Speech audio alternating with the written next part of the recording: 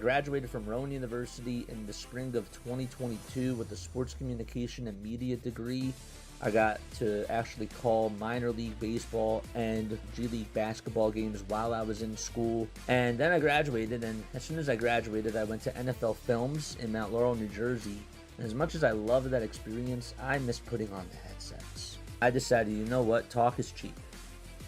I have a laptop that's in my house, and so 21 months later, here we are, still on YouTube, calling games and building an incredible, loving community on here with the people that I call my Philly freaks, with a capital P and a capital H. We go live for every single Phillies, Sixers, and Eagles game, and we do it like old school radio play-by-play style. I'm Jason Joseph, and this is Play-by-Play with JJ. I showed a swung on, barreled out to right field. Bye-bye baseball. That baby is long gone. What's going on, everybody? Hopefully you're all doing well and having yourselves a very fantastic day. My name is Jason Joseph, and this, of course, is Play-by-Play with JJ. Don't forget to like, don't forget to subscribe, and don't forget to turn on the notification bell icons, too, and that way you will know when we do go live. Yes, all right, so the Philadelphia Phillies are taking on the St. Louis Cardinals once again today to wrap up their 3-game series. I hope that all is well, and I hope you guys are doing... I hope that you guys are having a fantastic day. The Philadelphia Phillies last night grounded into 4 double plays, and they got shut out by the St. Louis Cardinals by a score of 2-0. And we'll see how they do today. Zach Wheeler is going to be on the bump for the Philadelphia Phillies, and hopefully he puts the team in a position to succeed. Christopher Sanchez pitched very well in last night's game. It was just not enough, and the offense just couldn't give him any sort of support at all whatsoever. But we'll see how Wheeler does do today, and hopefully the Phillies can put up some runs and get him some run support. I am updating the Zach Wheeler emojis right now as we speak. Sorry about being a little bit late, but... I just wanted to let you guys know really quickly that our cutoff time today is going to be actually at 5:30. We have to leave. I have to leave by 6. So there's probably not going to be a post-game show today. Just wanted to let you know. We're probably not going to do a post-game show. I will not have time to be able to do that. But I am going to be going out with some family tonight and celebrating my birthday, which was on the 10th of August. All right, multitasking. The Wheeler emojis are up, okay? Let me erase Sanchez and put in Zach Wheeler. Okay. All right, final score predictions for today's game. Let me know down below. And also let me know who your MVPs are for today as well. Who are your MVPs? I'd like to hear.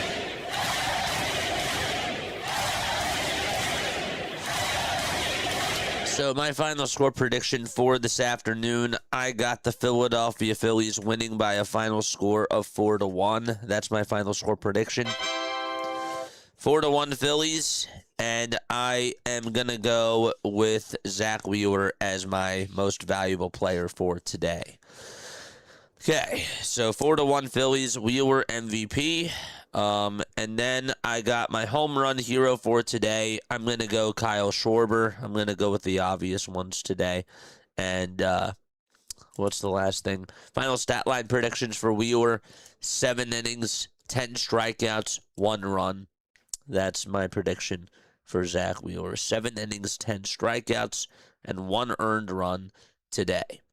All right, let's see what your final score predictions are. What's up, Shante? How you doing? Haley, what's going on? I apologize, Haley. I forgot it was the 18th. I feel so bad. But it's all right. I wrote it down. Now, so we're all good. Oh man. I hope that you guys are doing well. What else do we got? We got Jason here in the chat. Danny's also here as well. What's going on, guys? Scott's also here. JJ, anything Harper does today, you win. Good luck. Please, Harper, have a good game for JJ. Thanks, Jason. I appreciate you, man. I do. I appreciate it. All right, so we got 5-3 Cardinals. Dave says 2-0. Dave, what's up, DN? How you doing, buddy? Make sure that you guys go subscribe to District Nation. It's good to see you on here, man. Very, very good. I hope all was well. I got $100 on no runs first inning. I wish you the best of luck, Unknown. I do. I wish you the best of luck. Troy says, yo, JJ.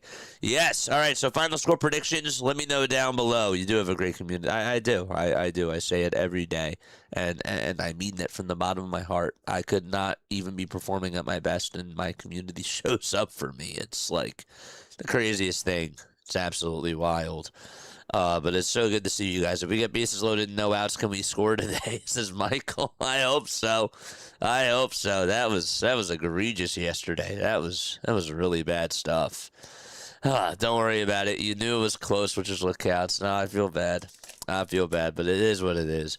All right, let's get on into the starting lineup for today. We'll do that right now. Here we go. All right, so for the Philadelphia Phillies, their starting lineup will look just like this. Batting leadoff for the Phillies, you got Kyle Schwarber, and then you got Trey Turner, Bryce Harper, Luis Arraez, Bryson Stott, Brandon Marsh, JT Realmuto, Al Bohm, and Justin Crawford are all in the lineup today for Philadelphia. All right, so again, Schwarber DHing, Turner at shorts. Then you got Harper out in right field. Arraez playing at second base. Bryson Stott is at third. Brandon Marsh out in left field. JT catching. Alec Bohm over at first base. And last but not least, Justin Crawford is playing out in center field. The defense today for the St. Louis Cardinals, it'll look like this. It'll be J.J. Weatherholt playing over at second base. Over at third, it'll be Prieto. And at shortstop, of course, you got Mason Wynn. And at first base, it'll be Alec Burleson. In the outfield, Furman out in left, Church in center, and in right field, of course, it's Walker. The catcher is Jimmy Crooks. And on the bump, it'll be Kyle Leahy, who is on the mound. And Leahy is going to get ready to start things off here in the top of the first inning. Severe to one, thank you so much for the 6-7. I appreciate it very, very much. Schwarber is up, and the first pitch that he gets is a slider, and he fouls it off. All right, here we go. We are underway. All right, Schwarber has 35 home runs, which is tied for the most in baseball. The 0-1 pitch that he takes, that's a slider that misses up high for a ball. Again, more final score predictions.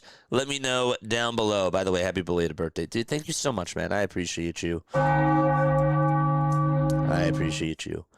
1 ball, 1 strike, the pitch. And that is down for ball 2. 5-3, Cardinals bullpen does it again. Cardinals bullpen does it again. Just don't have any confidence in the Phillies, sorry. The Phillies bullpen does it again. 2-1 pitch. Fly ball hit out over towards right field, slicing foul. And now to play it goes. And the count is still 2-2. Schwarber is tied with Junior Caminero, Matt Olson, and Yordan Alvarez in homers. It's just crazy. Absolutely crazy to think about that. Here's the 2-2 pitch. And that is outside for ball 3. What the heck?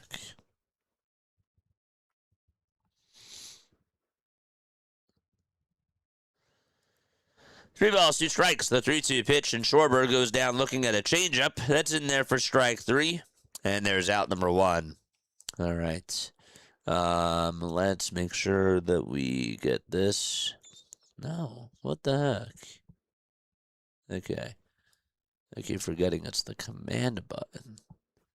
That's better. So that'll bring Trey Turner up to the plate right now. And Turner looks at a pitch that is high for a ball. The umpires for today, as we take a look from home plate to third base. Dan Iasagna is calling the balls and the strikes. DJ Rayburn is at first. Louis Krupa is at second. And Adam Beck is over at third. The 1-0 pitch. That misses down for ball 2. Let's start speaking. If Arraez doesn't get a hit today, Kevin Long better not even show up to the Field of Dreams game. With you. I'm with you. The 2-0 pitch. Swing and a miss. And it's 2-1. I could not agree more either. I think we're all on the same page. I do. 1 out, top of the first. Leahy comes set. And the 2-1 to Turner is way inside. He had to get on out of the way.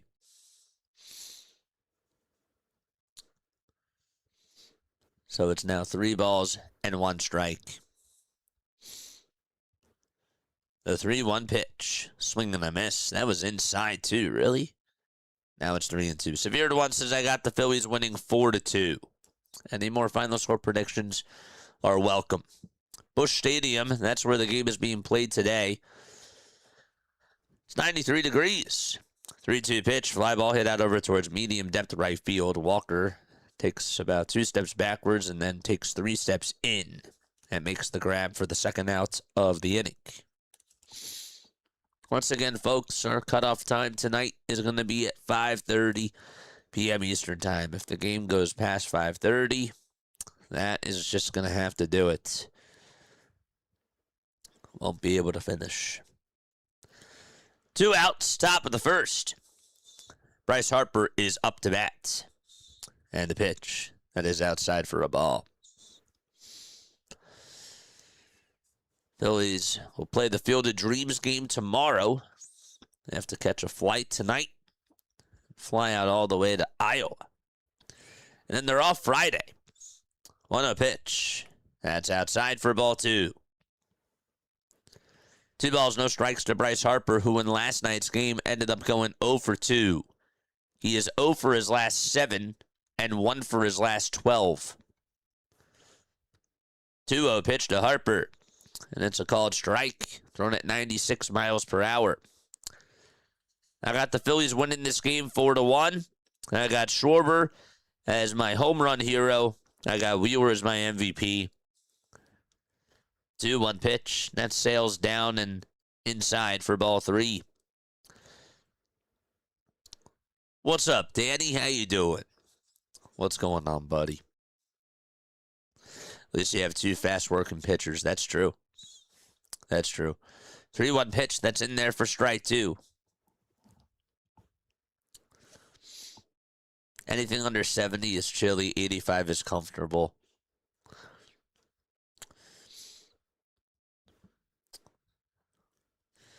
Three balls, 2 strikes. The 3-2 pitch, and that's a called strike 3. Harper will challenge this. That was at the knees, dude. That was at the knees. And Harper will go down looking. And that's the second strikeout of the inning. And we're going to go to the bottom of the first. Let's look at that again. That's a called strike 3. Yep, it is.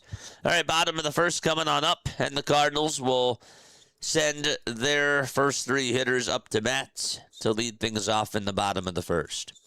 All right.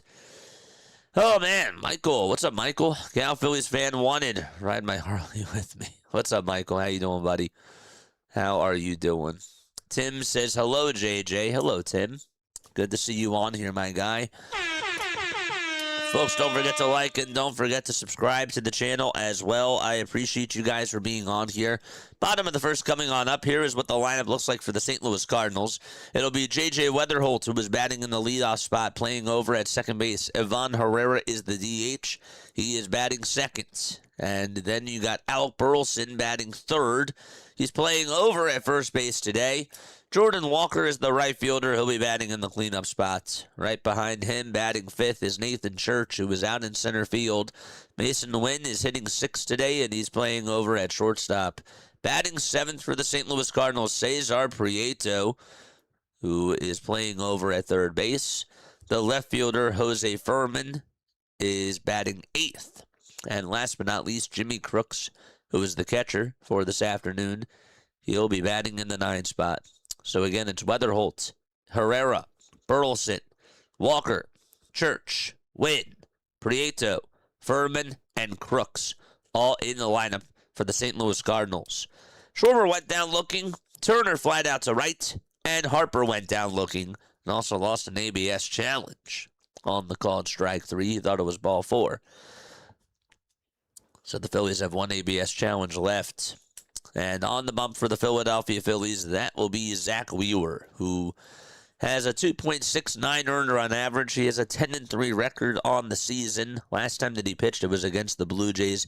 He went 5 1/3 of an inning. He gave up 4 earned runs, including a home run to Andres Jimenez. So he'll be trying to get some redemption against the St. Louis Cardinals. 5 walks allowed, 6 strikeouts also in that outing against the Blue Jays. Here's the pitch.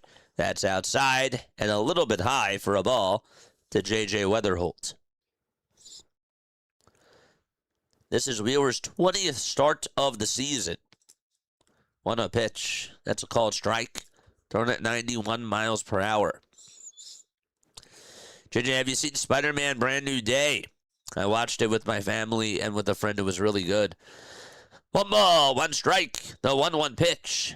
And that should be called strike 2. I don't know what the umpire was thinking right there. That was clearly in the zone. And JT challenges it, obviously. That's clearly a strike. So it's now 1-2.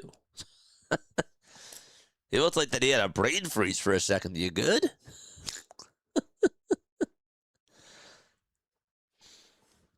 It happens. 1 ball, 2 strikes. The 1-2 pitch. Check swing, he went around. And there's out number 1. All righty. Drop a chair in the chat for Zach Wheeler. JJ, have you seen the new Spider-Man? Yes, I went to go see it yesterday. I treated myself. That was my birthday gift. I went to go see it yesterday morning. It was really awesome. I loved it. Obviously, no spoilers in the chat for those people that haven't seen it. But it was great. I really enjoyed it. I treated myself yesterday. I got my AMC popcorn, my big bucket of popcorn. If you're an AMC Stubs member, you get for your birthday month, you get a big box of popcorn. The pitch, that's in there for a strike, a bucket of popcorn. No balls, 1 strike. The pitch, that's up high and inside for a ball. I definitely did not finish the popcorn. What's up, Deborah? How you doing? JJ's happy that JJ struck out. I homered, but the other JJ struck out. The 1-1 pitch, and that is down for ball 2. What's up, Clark? I love that name. Clark is a really cool name. 2 balls, 1 strike. And here's the 2-1 pitch to Herrera. This ball's grounded foul towards the first base side. And it's 2-2. So again, in case you're just following along right now, we're in the bottom of the first. There's 1 out, nobody on. And the count is 2-2 to Ivan Herrera. 2 balls, 2 strikes. Wheeler kicks, fires, swing and a miss, back-to-back strikeouts for Zach Wheeler. Looks like that Herrera just got absolutely fooled on that pitch. Didn't know what was coming there, and he went golfing after that pitch. So 2 up and 2 down. We'll get to the Phillies defense in just a few moments as Burleson comes on up to the plate. That's Alec Burleson, left-handed hitter, who's had himself quite a series so far, and he yanks the first pitch foul towards the first base side. The Phillies on the defensive side of the diamond. Zach Wheeler, his battery mate, it'll be JT Realmuto. Over at first base, it's Al Bohm. The second baseman is Luis Arraez. Over at the hot corner, it's Bryson Stott. And at shortstop, it's Trey Turner. The 0-1 pitch, swing and a miss. Good cutter thrown by Wheeler there. And he's ahead in the count 0-2. In the outfield, Brandon Marsh is out in left. Justin Crawford's in center. And Bryce Harper is out in right field. No balls, 2 strikes. The 0-2 pitch. It's high for a ball. Let's go, Wheels. Sit him down. Going this weekend to go see the movie. That's so cool. That's awesome. Here's the 1-2 on the way. Swing and a miss. Wheeler gets himself a 1-2-3 inning and strikes out the side. We will go to the second inning. All right, no runs. And we go to the second out at Busch Stadium. All right, here we go. Let us know where you guys are tuning on in from down below, and I will give you a shout-out. What's up, Deborah? How you doing? Scott is also here. Good to see you, man. I hope we have a good day today, too. Nice. 7 Wonders is also here. Boone is here. Clark is here. Nice. And Michael is here. Don't have cable, counting on you, says Michael. Well, I appreciate you. Thanks so much for stopping on by. We have a really cool community. Absolutely we do. Where are we tapping on in from today? Big donut with a K on the side. Sorry about the 3D, by the way. It's just going to be an ongoing thing. I can't sync it up properly. We got Harrisburg, Pennsylvania in the house. What's going on, Nova? Next time I'm in the area, I'll have to let you know. Port Washington, New York. I have family up in Harrisburg. Pittman Golf Course, Old City. Let's go. Sydney, Australia. Ducktown. Sacramento, California. Tasmania. Where else? Annapolis, Maryland. In the chat. I see you. We got Nevada. We got Greensboro, North Carolina. Nice. Reading, Pennsylvania. Nice. Port Positive today. I like that. That sounds cool. We got Lancaster in the chat as well. Who else is here? Ryan tuning on in from Nevada. Always good to see you guys. Fist pumps and high fives everywhere. Pittman Golf Course, Lancaster, Pennsylvania. We got New Kingstown, Pennsylvania, and a new Philly freak. That's Michael. What's up, Michael? Greensboro, North Carolina. Oh, I love it. All right, here we go to the top of the second inning. First pitch to Arraez is taken down for a ball. And Leahy, not wasting any time, kicks, fires, and the pitch is in there for strike one. We also got Pittsburgh, Pennsylvania in the chat. What's going on, Chuck? Good to see you on here. Arraez's batting average is down to 314, the 1-1 pitch, and this is going to be flied out over towards left field, and on the run to make the grab is Furman for out number 1. Arraez continues to slump as a Philadelphia Philly. He has gone 0 for 10 on this road trip so far, and he is 0 for his last 16. Dating all the way back to Sunday. Here comes Bryson Stott. He has been a hot hitter for this Phillies team. And the pitch, that's in there for a strike. I would actually say he's been the hottest hitter on this team. Kyle Leahy with 22 pitches so far. Gets set at the Cardinals' letters. Kicks, fires, swing and a miss. And Stott couldn't catch up to the heater. Thrown at 96 miles per hour. Leahy, by the way, listen to his numbers. 8-4 record, a 3.45 ERA. He also has 99 strikeouts and 112 in the third of an inning. He's a ground ball type of a pitcher and can get batters off balance. 0-2 pitch. And that pitch is fouled off by Stott. Got a hanger right there. The last time that Kyle Leahy actually went up against the Philadelphia Phillies, gotta go back to last year. He went 2 1/3 against Philadelphia, struck out 2, and ended up getting the win. Next pitch. Now it's down for a ball. 1 out, top of the second. No score out in St. Louis. The 1-2 pitch on the way. Down for ball 2. Don't forget to like. Don't forget to subscribe. And turn on the notification bell icons, too. We go live for Phillies baseball, Sixers basketball, Eagles football, and we do other baseball games on here as well. 2 balls, 2 strikes. The 2-2 pitch to Stott, and he fouls off a high sinker. Hit back towards the screen. The Phillies will stay in St. Louis tonight following their series finale before flying into Iowa on Thursday morning, says Paul Casella. So they're not flying tonight. The 2-2 pitch. That's high for ball 3. Wonder, which hotel they stay at.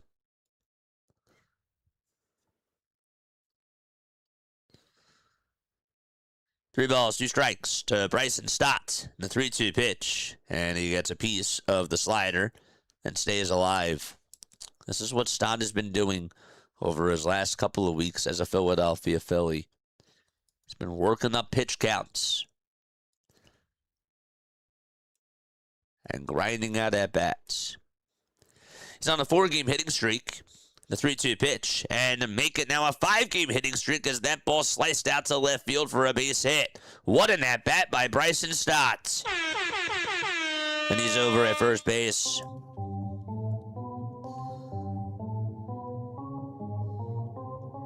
Another pitch that was just left out hanging. Stott attacked it, but went the opposite way. And no chance for a catch there. Charge!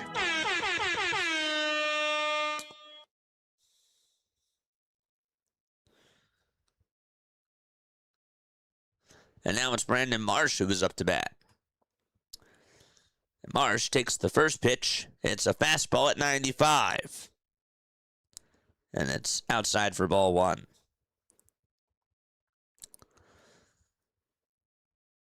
Marsh is hitting .274 now. 1-0 pitch. Grounded over towards second. The throw over to shortstop. There's one. The throw back to first. And that is just in time for a 4-6-3 double play. I am shocked. Wasn't able to beat that out. And we have Mattingly saying hold up a second. And that is going to wrap up the top of the second inning. All right, time for us to go to the bottom of the second. We'll be right back in just a few moments. Don't go anywhere. I will see you very, very soon. We're going to take a very quick step off. Hit the thumbs up button and subscribe to the channel if you have not done so already. While we're in this timeout, subscribing is free. It's just basically following. That's all it is.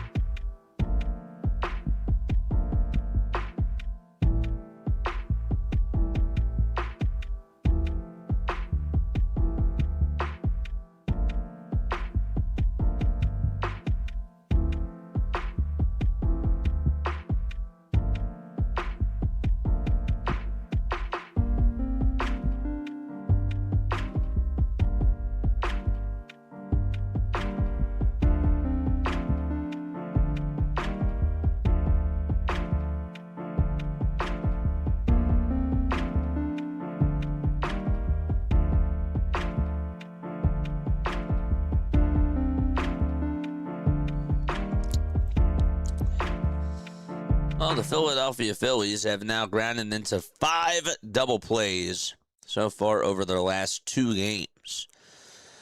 And we go to the bottom of the second inning.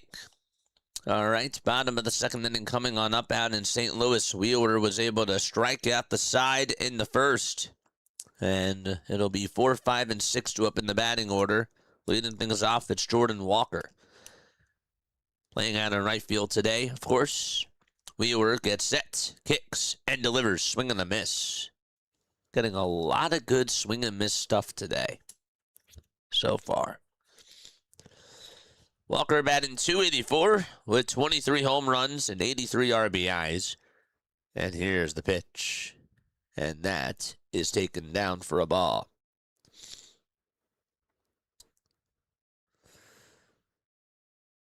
One ball, one strike. Wheeler winds up and fires. And there's a line drive played on the bounce off of the glove of Al Bohm, and Bohm will throw it over to first base, and the throw is not in time.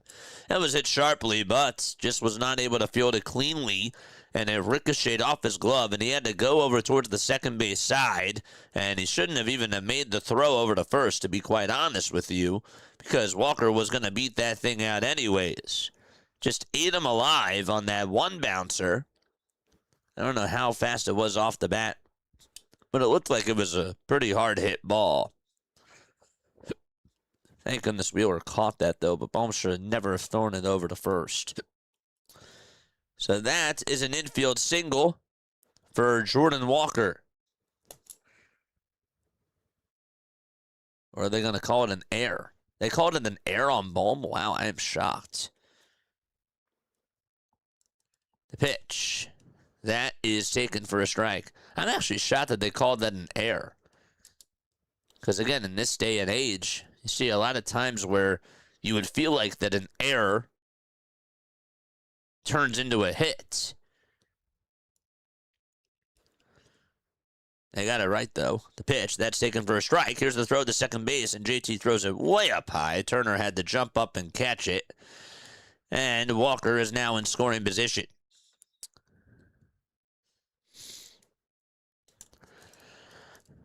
It's now no balls and 2 strikes. This is what Jordan Walker does so well.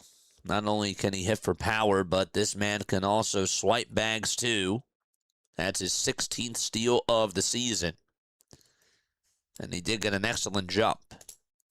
Next pitch on the way to Church. It's taken for a ball, so it's Nathan Church who is up to bat.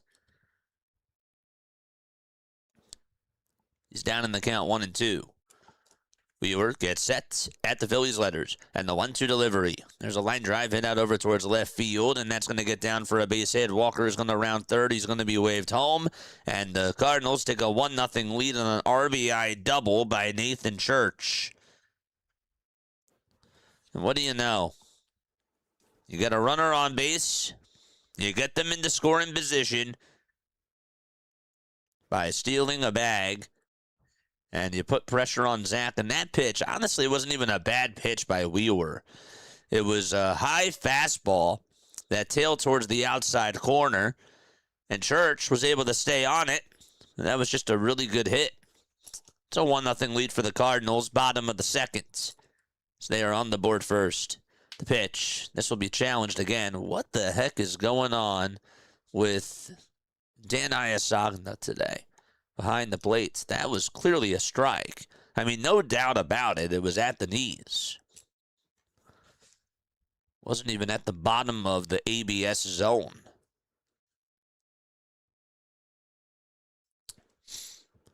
The ball's 1 strike. Wheeler has to deliver from the stretch again, and the 0-1 is inside for a ball. Bohm strikes again. It's just crazy. I actually thought it was a tougher shot, but whatever. 1-1 pitch. That is down for ball 2. JT has become horrible throwing. Yeah, he's not the same. He's not BCIB anymore.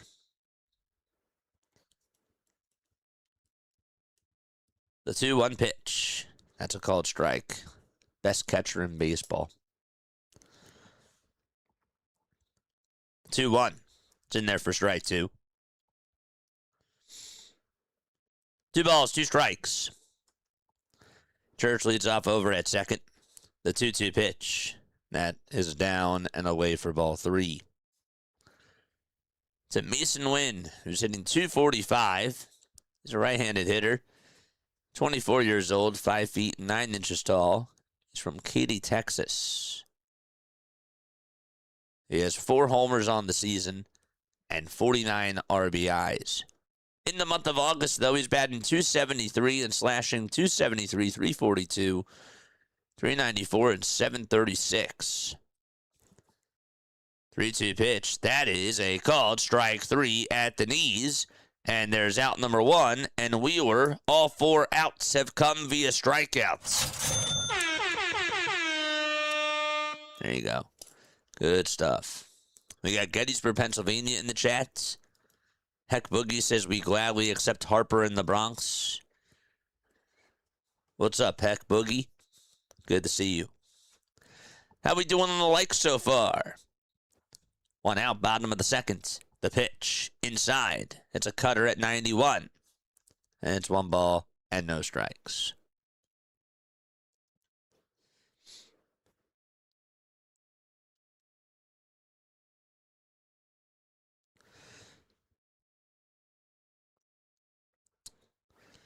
Church stays over at second. 78 likes, 271 eyeballs so far. 1 ball, no strikes. And here's the pitch. Chopper hit over towards second. And that's arraez, who plays it on the hop, throws it over to first.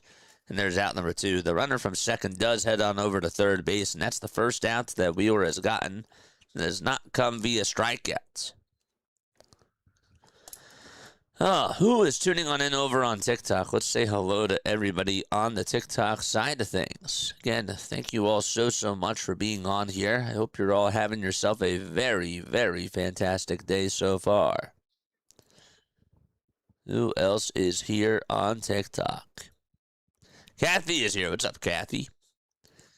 Shout out to Kathy. Kathy's been tuning on in over on TikTok for the last, what has it been, 7 days? The ball's 1 strike. The 0-1 pitch. That's down for a ball.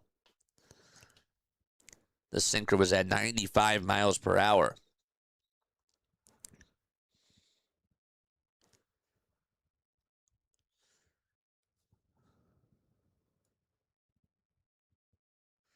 One ball, 1 strike, and the 1-1 pitch. Ground ball hit over towards third. Stock gets to it, spins, turns, throws it over to first, and boom, digs it out.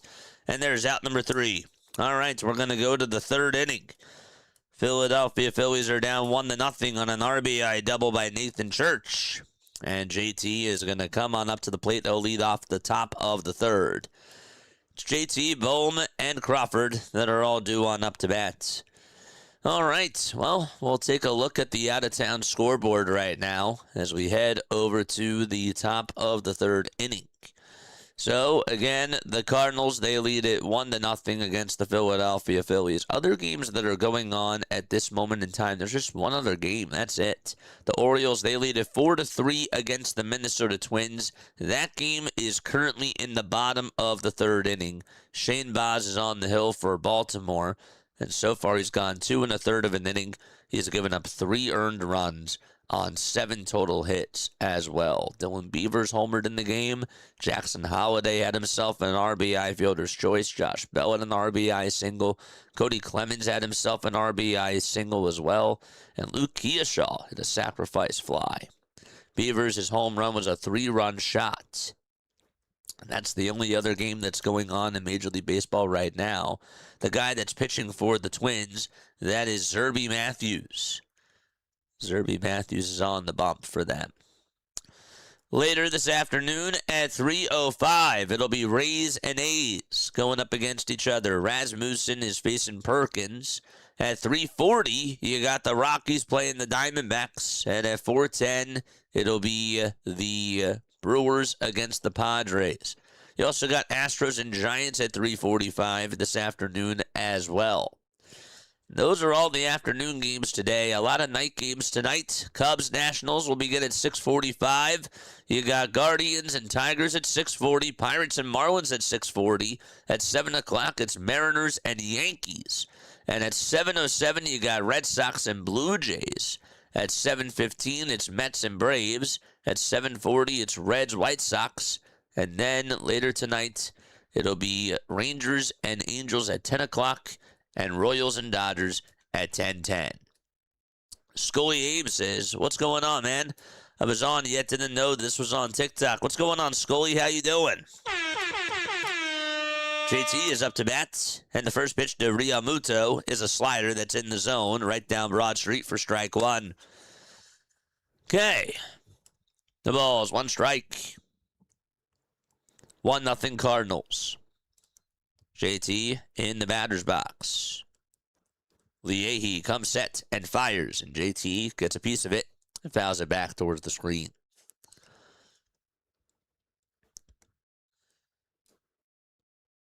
All right. Here's a question that I have for you, chat. Get ready for this one. The 0-2 pitch. That is high for a ball. Your favorite defensive play from a non-Phillies player. Favorite defensive play from a non-Phillies player. 1-2 pitch, swing and a miss. There's out number one in the top of the third inning, and JT is down on strikes. Grayson says, the Miz, bro, how has he been so consistent until recently? He has either lost his games or won, but gave up a ton of runs, hoping that he comes out of his slump. Harrison isn't doing so well either. What's up, Grayson? How you doing, buddy? It's been good to see you on here. The pitch. It's in there for a strike. Is Wheeler out for the game? No. He's still in. He's still in. The ball is one strike to Alec Bohm. The 0-1 pitch. That's in there for strike two. My favorite defensive play was Randy Johnson killing the bird with a heater. The ball is two strikes. The 0-2 pitch to Bohm. And there's a line drive base hit up the middle for Alec Bohm. An 0-2 single on a curveball up the middle, and Bohm gets on. There we go. Has to be Framber Valdez, no-hitter with the Astros. Framber Valdez.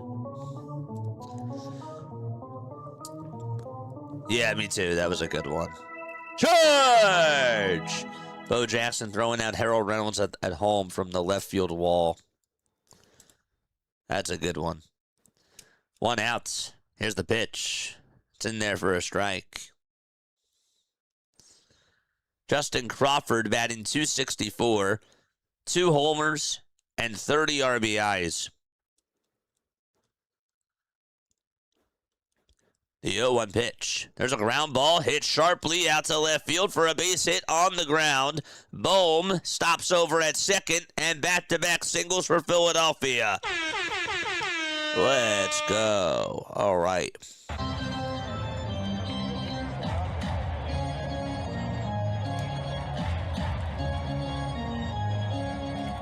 Always like the Jim Edmonds diving over the head catch in center field. I don't know if I've seen that one. Oh, my. Manny. Who's that? Manny Ramirez. Manny making the catch. High five a fan. Throw to second for a double play. That's ridiculous. That was a good one.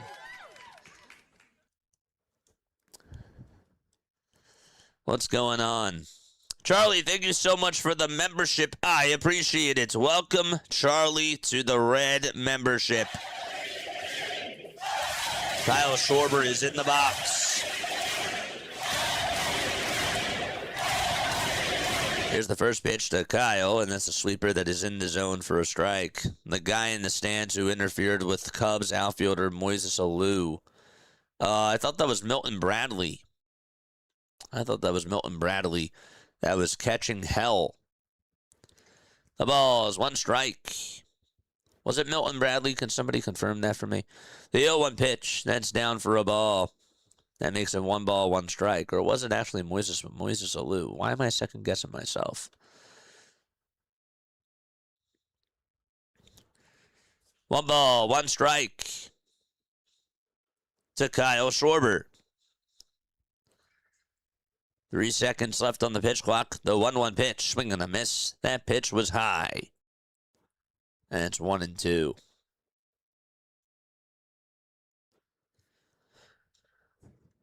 When Frelick kind of robbed Max Muncy's homer and threw it to home, but got Teoscar Hernandez out, and then Contreras walked to third for another probably one of the most confusing plays that happened in the 2025 NLCS. I knew, Grayson, you were going to bring that up. I knew you were going to bring it up. The 1-2 pitch. That's down and inside for ball 2. Highlights the 2006 NLCS Game 7. Endy Chavez makes the catch. Yeah, Bartman. That's correct. But was it Milton Bradley who interfered? Or who tried to make the catch? Or was it Alou? 2-2 pitch. That's a called strike 3. Schwarber will challenge. I think that at the top of the zone. Could have been close, though. Maybe ABS has something else to say. Let's see. And that is a called strike 3. And the Phillies are out of ABS challenges. And there are 2 outs here in the top of the 3rd inning. It was a good pitch by Leahy. This is weird that welcome to the Red membership text is in the green box. I like that. I like that. Turner is up with 2 outs, 2 runners on. It was Alou? Huh, I didn't know that. The pitch. And that is fouled away. Moises Alou, thank you. Thanks for letting me know. The ball's 1 strike to Trey Turner.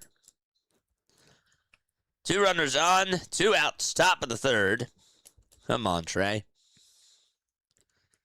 Leahy comes set and fires, and Turner grounds one over towards the first base side. Going to be a tough play. The flip back over to first base, and Leahy just beats Trey Turner to the punch. And we'll go to the bottom of the 3rd inning. Phillies had another opportunity with 2 runners on and could not get anybody home. We're going to go to the bottom of the 3rd out in St. Louis. We'll be right back in just a few moments. Don't go anywhere.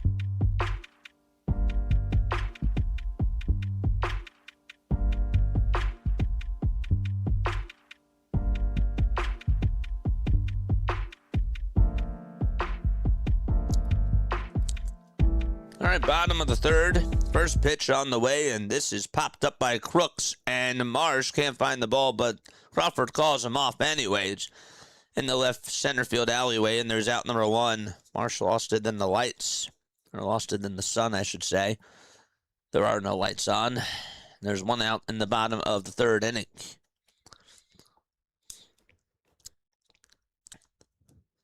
Crooks is retired. There we go. What's up, chat? Hope you're all doing well. Prince Fielder did that with nachos. Really? Pitch that's fouled off. I forgot the player, but made a foul ball catch on the first base side, grabbed a handful of popcorn out of their bucket. I loved it.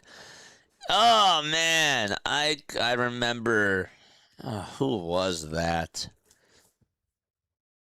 Who was that? I forget who that was. It wasn't Cabrera. Oh, 1 pitch. It's down for a ball. It's a good answer, though. All right, 1-0 Cardinals. We're in the bottom of the 3rd out in St. Louis, Missouri. Wheeler with his 35th pitch of the ball game. Here it comes, and that's outside for ball 2. There was a splitter that was high and outside.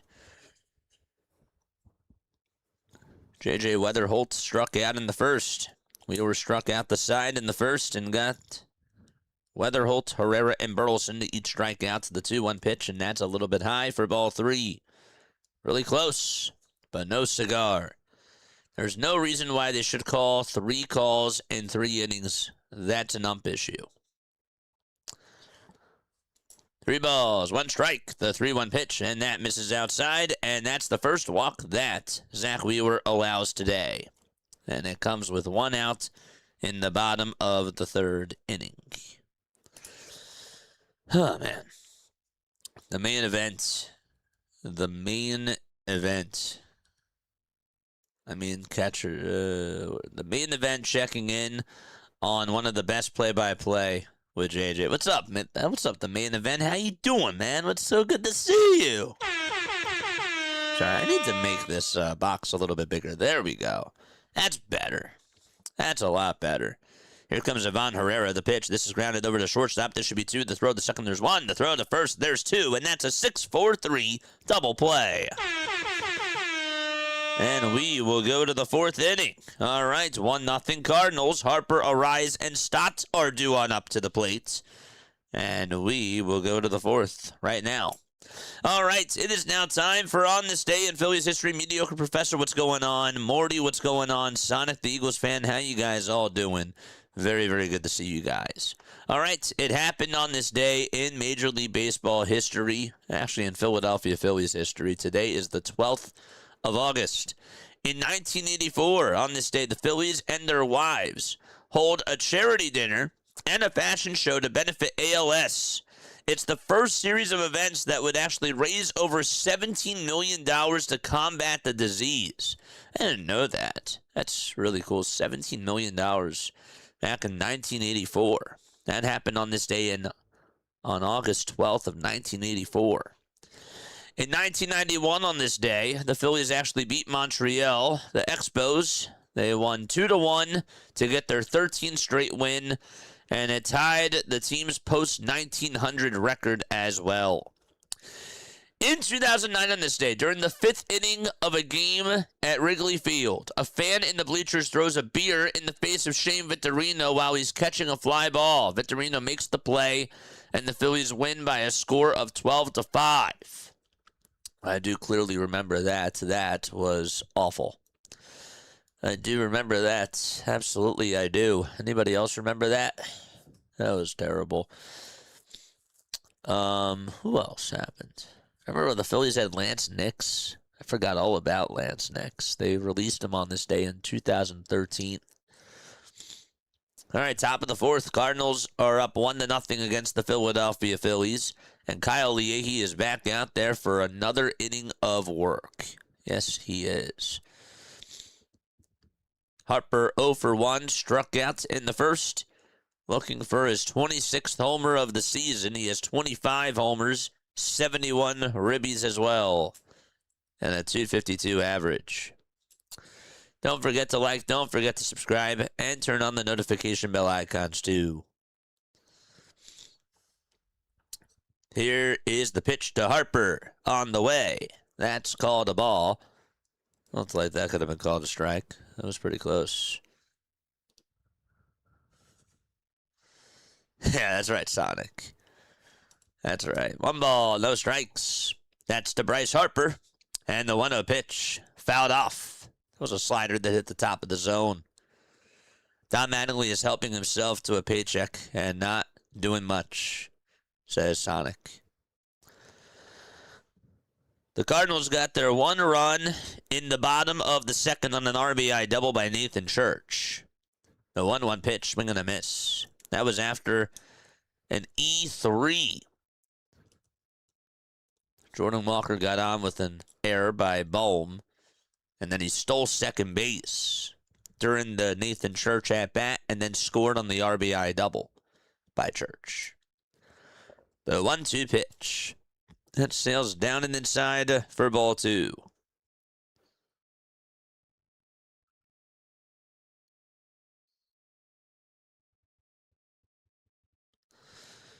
2 balls, 2 strikes, and here's the pitch to Harper. A fly ball hit out over towards the left field corner, and that is going to hit off the bottom of the wall. Harper is going to go on over to second base. The throw is cut off by the shortstop Wynn, and Harper gets on with an opposite field double. Hit that thumbs up button and hit that subscribe button as well. The pitch was down the middle. Harper thought that that was going to go, and it just died at the wall. George Harper is in scoring position for the Philadelphia Phillies. And here comes Luis Arraez. Let's see if he can get out of this funk that he's been in. Arraez up to bat. Looking to try to tie the game. First pitch, and he rips it foul. He got a slider there that was down the middle. Let's go. George! No balls, 1 strike to Luis Arraez. He fly down in the second. Harper's at second right now. Leahy kicks, fires, and the pitch is high for a ball. Okay, JJ, I got a question for you. Besides the Phillies, what MLB team has the best homer tradition? For example, Bernie Brewer going down the slide with the Reds, with the tornado siren, the Mets with the apple, etc. 1 ball, 1 strike. The 1-1 pitch to Arraez. Line drive, hit out to right field, and that is going to go all the way towards the wall, bounce over the wall. It's an RBI ground rule double. And that makes it a 1-1 game.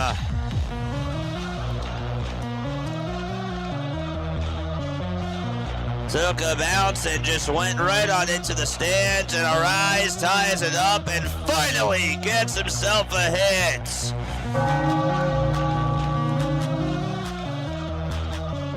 Let's go.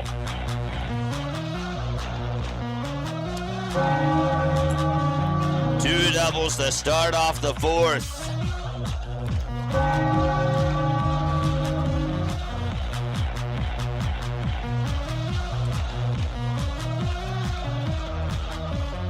Here's the pitch on the way to Bryson Stott. That is in there for a strike. 0-1 is the count to Bryson Stott. We got a brand new ball game out at Busch Stadium. 0-1 to Stott. He's 1 for 1 today. He's singled in the second. And the 0-1 pitch, he fouls it back towards the screen. And that makes it 0-2. Back to Grayson's question. I honestly don't know. I really don't know. I will say I liked it when the Blue Jays put on the home run jacket and they dropped the confetti. I always thought that was really cool as a home run celebration. That's what I would say, but I don't really know too many others. The pitch. This is grounded over towards shortstop. Arraez will go over to third. The throw to first base is in the nick of time to get Bryson Stott. And there's 1 out in the top of the 4th. The good news, though, is that Arraez is 90 feet away from scoring. That's what I would say. A double by Harper, an RBI ground rule double by Luis Arraez, and a ground out by Bryson Stott, and Arraez heads over to third base. 1 away, top of the 4th. We're tied at 1. The Cardinals got an RBI double from Church in the bottom of the 2nd, and the Phillies tied it back on an RBI ground rule double by Luis Arraez here in the 4th. Here's the pitch to Marsh, and he slices it foul. Back over towards the screen. No balls, 1 strike. Marsh grounded into a 4-6-3 double play in the 2nd inning. The 0-1, it's fouled back. No balls, 2 strikes. Folks, we're now 40 subscribers away from getting to 12,200 subs. And if you have not hit the thumbs up button yet, please make sure that you guys do so. The more Philly fans we get on here, the more likes that we get on here, the more Phillies fans that we get on here. The 0-2 pitch to Brandon Marsh. That is down for a ball. We're at 111 likes. We're in the top of the 4th. Let's keep the likes a-coming. I know it's an afternoon game today, but make sure that you guys tell your coworkers, tell your friends, and your colleagues about what we do on YouTube. 1 ball, 2 strikes. The 1-2 pitch, fouled off. Rises up. He's over at third base, my friend. You might be a little bit behind. One ball, two strikes. The 1-2 pitch. That is a called strike 3, and Marsh goes down looking at a changeup. That's now 5 strikeouts for Kyle Leahy.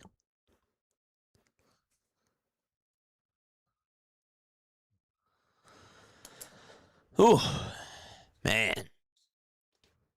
Come on. And if you did hit the thumbs up button, let me know down below. Can the Phillies score at least 7 runs today, says RT. I don't know.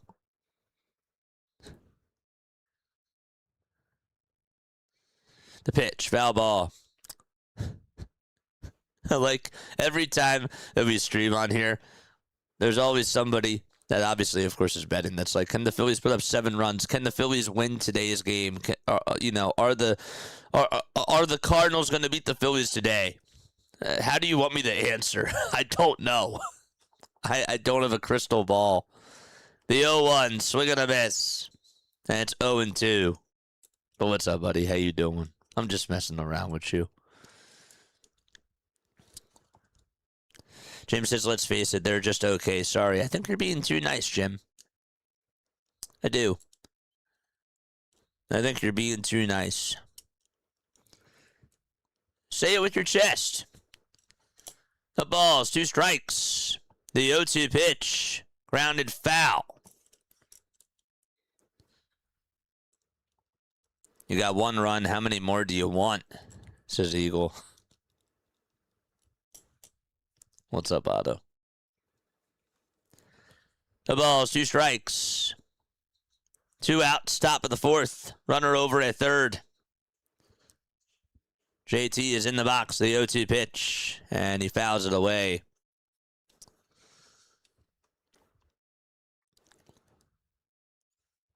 Nice catch by that fan. Actually, I forgot to tell you earlier in the week, I told my next door neighbor about your channel. Oh, that's so cool, Scott. Thanks so much for doing that, man. I appreciate that. The 0-2 pitch to JT. It's a foul ball. Once again, folks, just a reminder, we're probably not going to be doing a post-game show today. Our cutoff time is at 5:30, unless this is a quick game today. The balls, 2 strikes. 2 outs, top of the 4th inning. And a runner over at 3rd. 0-2 to JT, who's 0 for 1. Rays and A's are underway. The 0-2 pitch, swing and a miss, and that is the 6th strikeout for Kyle Leahy. And we're going to go to the bottom of the 4th inning. Okay, it'll be Burleson, Walker, and Church that are due on up to bat for the St. Louis Cardinals. And the Phillies do tie it up, though, on an RBI ground rule double by Luis Arraez. Okay, here we go. All right. Also, something else that happened on this day, on August 12th. John Kruk got inducted into the Phillies Wall of Fame. On the field, the Phillies lose to Washington, but Chase Utley sets a team record for most games played at second base and ended up passing Tony Taylor. In 2013, with a win over Atlanta, the Phillies actually won 5-1. The Phillies provide manager Charlie Manuel with his 1,000th career victory. That happened on this day, on August 12th of 2013. In 2016, on the night the Phillies inducted Jim Thome into the Wall of Fame, pitcher Jake Thompson, remember him? Jake Thompson picked up his first career win. Thompson achieved the rare feat of striking out 4 batters in an inning, thanks to a strikeout, a wild pitch. No Philly pitcher had struck out 4 in an inning since Don White did it, or actually Doc White, did it in 1902. It's pretty cool. That's pretty impressive. JJ, do you let sports cards? I do not. I do not collect sports cards. Nope.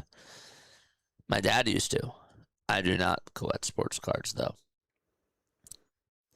People have been trying to get me into the hobby. Brandon really choked right there, says Jay. But you know who doesn't choke? You guys don't choke. You guys always show up for me. And you show up for the Philadelphia Phillies. That's why You guys deserve a round of applause. Oh, absolutely you do. You guys are always here, and you come up clutch. Oh, yes, you do. Zach Wheeler is back out there for his fourth frame. Bottom of the fourth, we're tied at 1.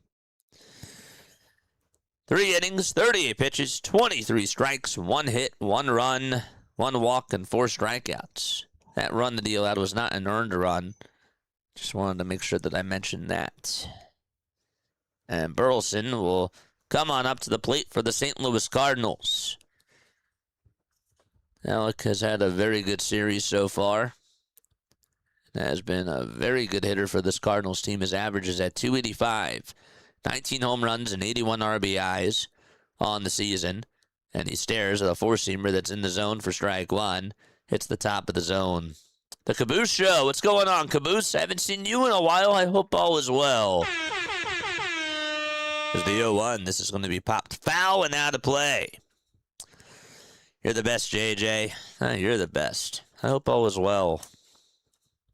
Good to see you on here.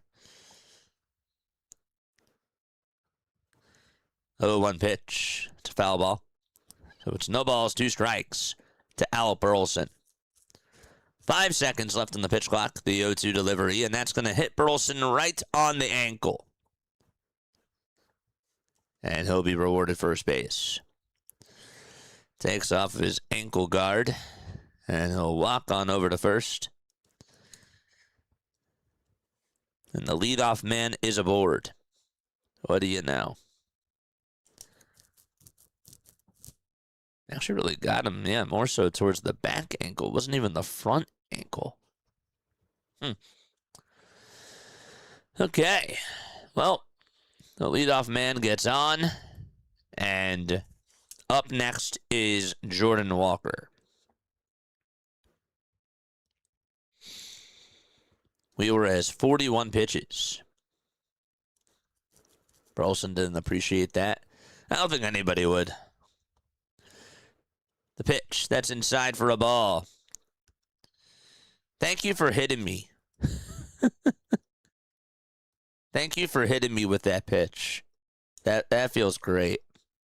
I appreciate that. 1 ball, no strikes. That's to Jordan Walker. Wheeler kicks, fires, and that's a foul ball. It goes on out of play. At least you get your base.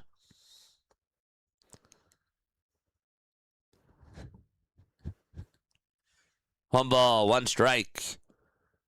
Wheeler gets set at the Phillies letters. Kicks and delivers. And a grounder hit over to shortstop. This should be 2. The throw, the second, there's 1. The throw over to first, and actually Walker beat it out. Thought maybe they were going to be able to turn that double play there, but I was wrong. I was incorrect. That's a 6-4 fielder's choice, and Walker is aboard. He was busting his way down that line, I will say that.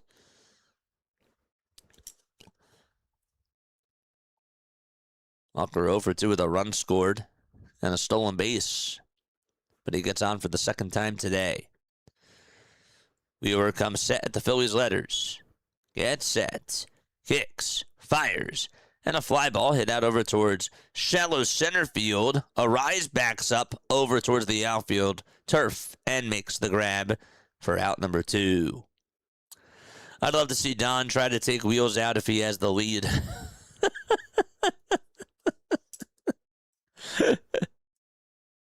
I'm laughing, but like it's probably gonna happen.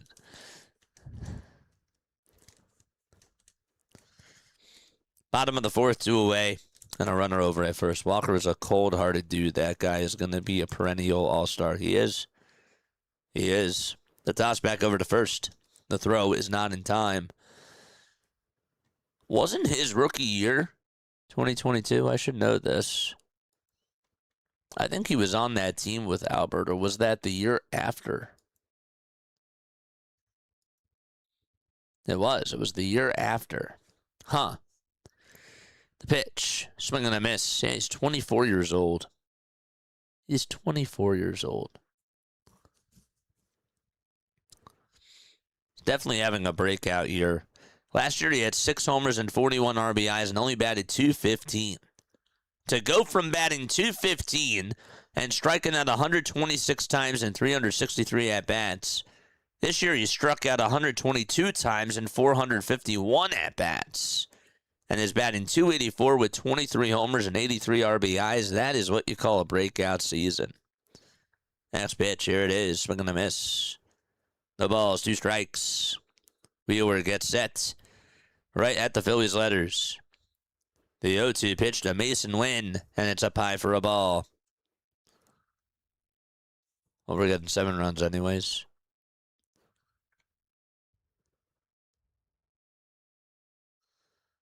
One ball, 2 strikes. Wheeler kicks, fires again.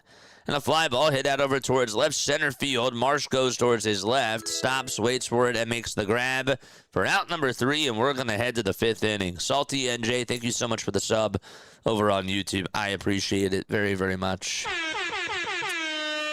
All right, folks, I wanted to, first of all, say that our cutoff time today is going to be 5:30. I am going out with the family tonight, so I'm celebrating my birthday week and going out to dinner with the family. That's the first thing I wanted to say.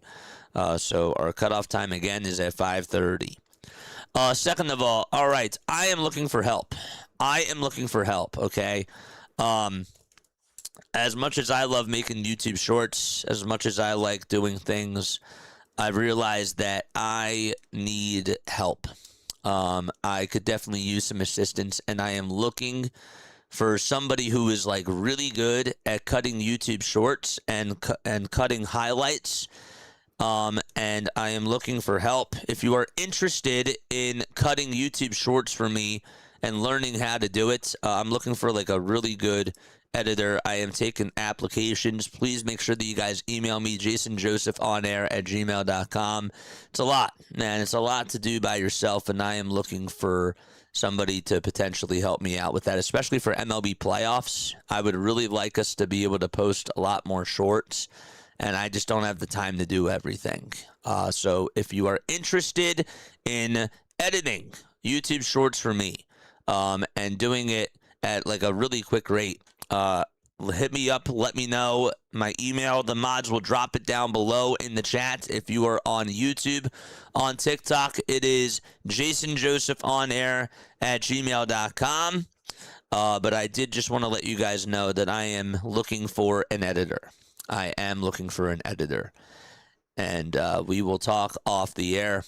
But if you are interested, let me know and email me. Do not message me on YouTube. Email me, please. Here comes Alec Bohm to the plate, and the pitch, and that is fouled off right behind home plate. It's 0-1. Happy birthday, Leo. Thank you so much, John. I appreciate it, man. I appreciate it. My birthday was actually on the 10th. The 0-1 pitch. That is way up high and inside for a ball. There's my email right here. I'm looking for an editor.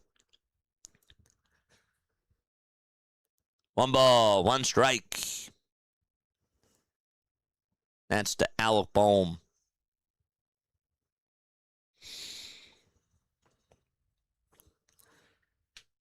Top of the 5th. We're tied at 1. Arraez tied it up on an RBI ground rule double. The 1-1 pitch to Bohm. Outside for ball 2. And that makes it 2-1. Kyle Leahy gets set and deals. That ball's grounded foul over towards the left side. And it's 2-2.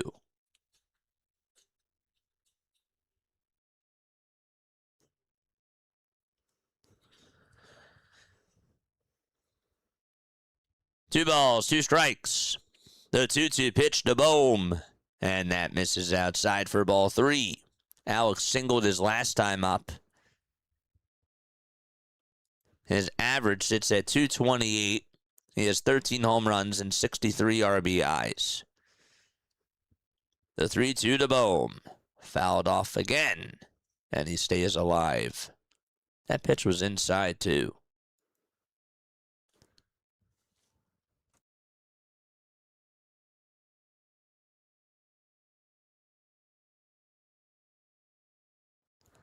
3 balls, 2 strikes.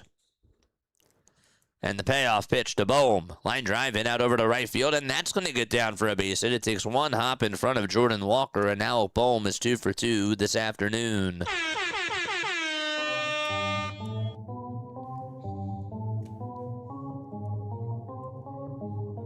Attaboy, Alec.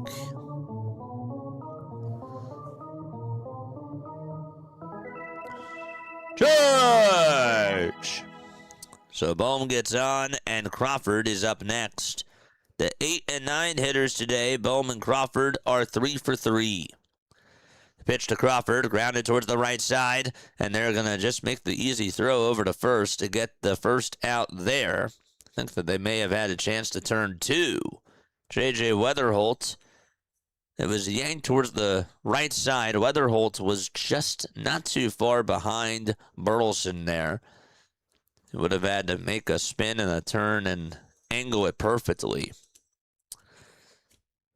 But 1 out.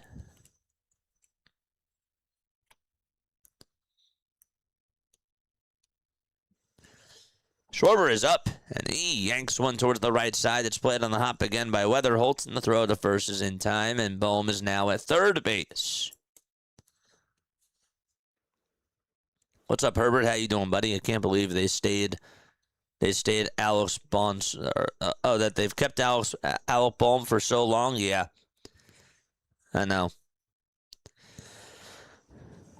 Well, who wants him? Who wants Alec Bohm? Trey Turner is up next. The pitch. And a called strike. It's a sweeper at 86 miles per hour. Right down the middle.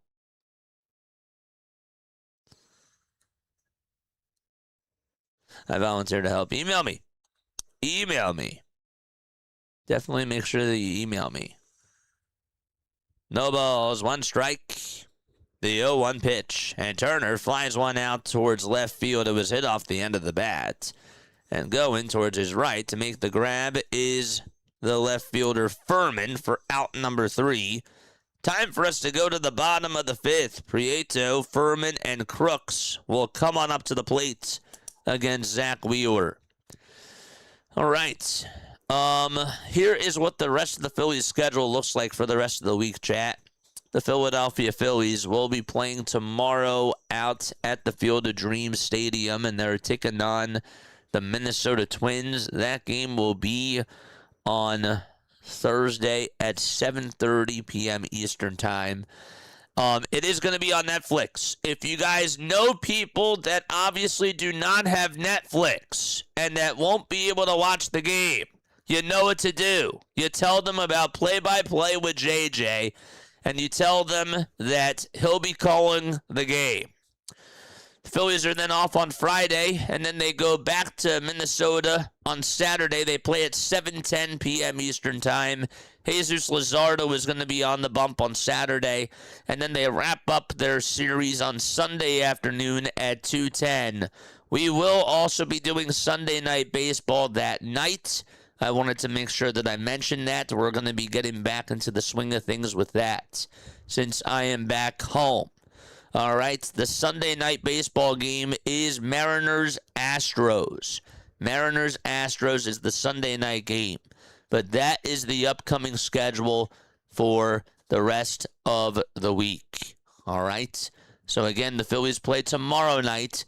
The game will start at 7:30 against the Minnesota Twins. They're off on Friday, and they head back to Minnesota on Friday, and they'll be playing against the Twins on Saturday at 7:10. And then they're on Sunday afternoon at 2:10 p.m. Eastern Time. Wheeler on the bump in the bottom of the 5th inning. Prieto in the box.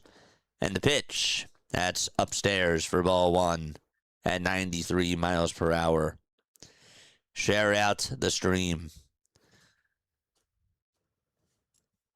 1 ball, no strikes. Wheeler fires, and the pitch. That's down for a ball. I have my football ref meeting tomorrow. Who will miss the game? Hoping there's a way to replay the game on Netflix. Everyone has Netflix. Not everyone. Not everyone, Jack. The 2-0 pitch. That's in there for a strike.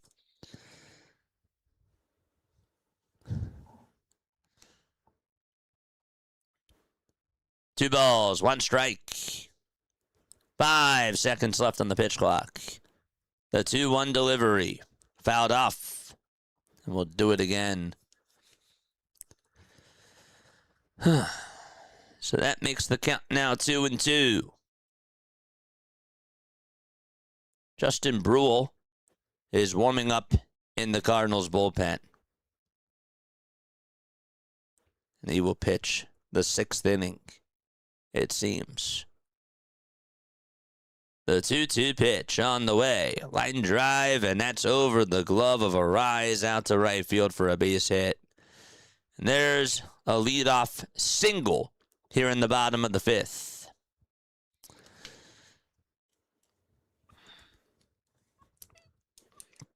Wheels only has 51 pitches through 4. He's dealing today. Shame it has to be for this offense is Sonic.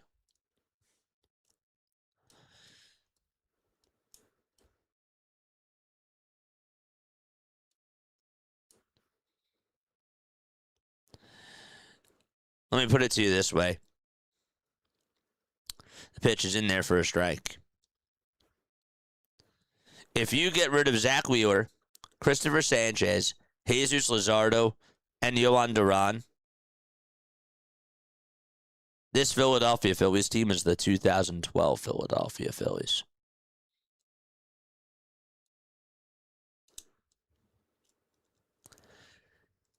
No balls, one strike. Bottom of the 5th. Runner at first. The 0-1. And that is way inside for a ball.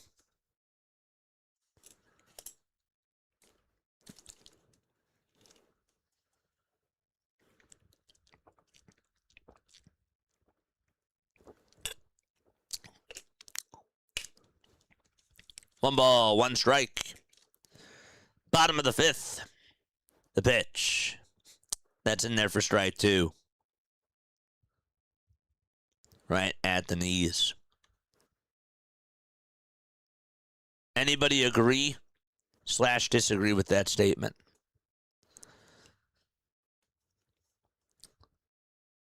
One ball, 2 strikes. The 1-2 pitch and a fly ball hit out over towards right field on the run to make the grab is Harper. There is out number 1. He'll throw it back over to first, and Bohm jumps up, makes the grab. And Prieto is safe back over at first base. So the statement that I made is that if you don't count Christopher Sanchez, Zach Wheeler, and Jesus Luzardo, and Yohan Duran, this is the 2012 Philadelphia Phillies. The pitch. And that is in there for a strike. Right at the knees to Jimmy Crooks.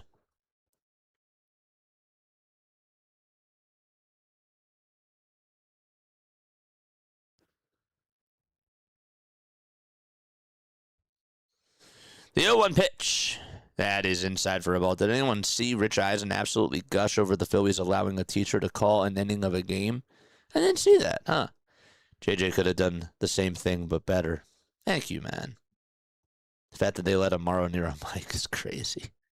One ball, one strike, one out, bottom of the 5th, and here's the pitch. That's a foul ball. And it's 1-2.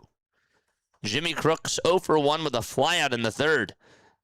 Text me that video. Send it over to my hotline, 610-314-0844. Text me the link. I'd like to see that if you find it. I'm just curious. You mean overpaid, underperforming, and old? Absolutely. Absolutely. Definitely would be one of the worst teams in baseball. The 1-2 pitch. That's in the dirt for ball 2. Jonathan Bolin has also been good. That's true, too. I agree with that. Jose, what's up, Jose? How you doing? Thanks so much for tuning on in over on Twitch. I appreciate it. 2 balls, 2 strikes. We got a runner over at first. There's 1 out in the bottom of the 5th inning. 1-1 is the score. Wheeler with the 63rd pitch of the game, and it's outside for ball 3. Gotta find those diamonds in the rough. This is the 2011 team, overpaying for premium pitching, which is good, but suffering with aging hitters is the serious decline. Yeah, but the 2011 team though had a lot of wins. And I would say that the 2011 offense was better than this. 3-2 pitch, foul ball. But maybe I'm mistaken. Maybe I'm not remembering as much because I was younger. But I don't remember the offense doing this bad in 2011. They were older, but they weren't like this. Unreliable all the time. 3-2 pitch, foul ball, and out of play it goes. They better figure out a way to win this game, says Rodney. It's true.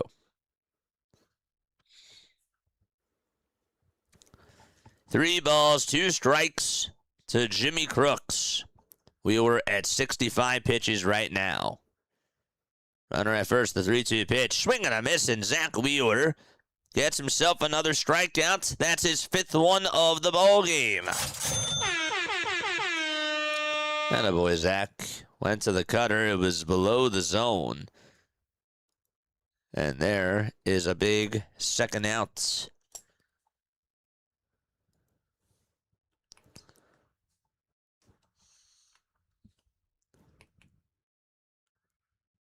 Two gone, bottom of the fifth.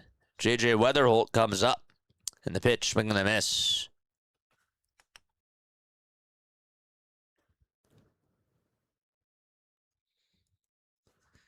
They finished right at 500 in 2012 and third in the division, says Nova.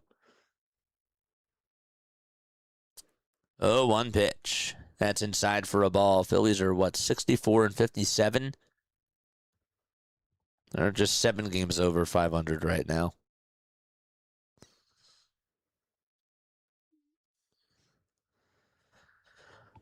One ball, one strike, the 1-1 pitch. And that is taken inside for ball 2. How many games did they win in 2011? In 2011, they won 102 games. Yeah, this team is not getting 100 wins.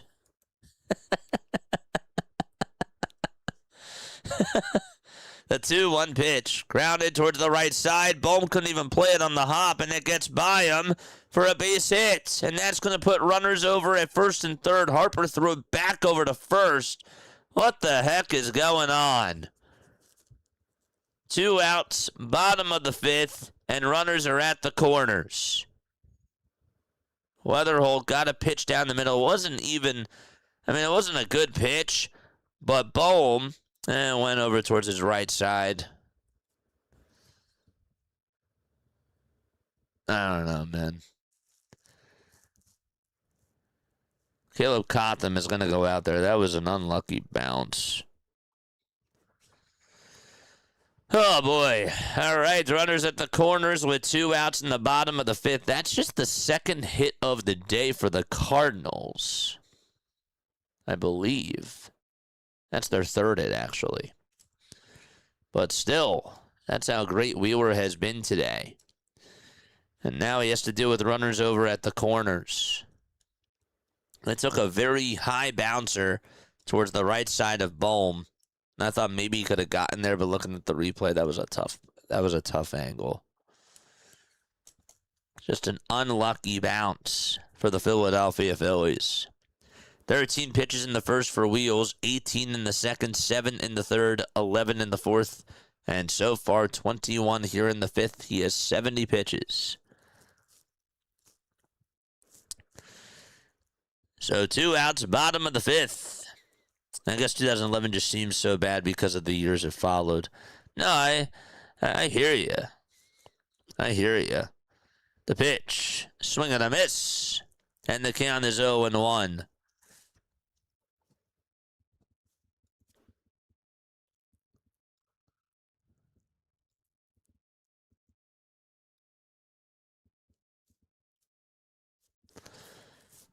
No balls, 1 strike.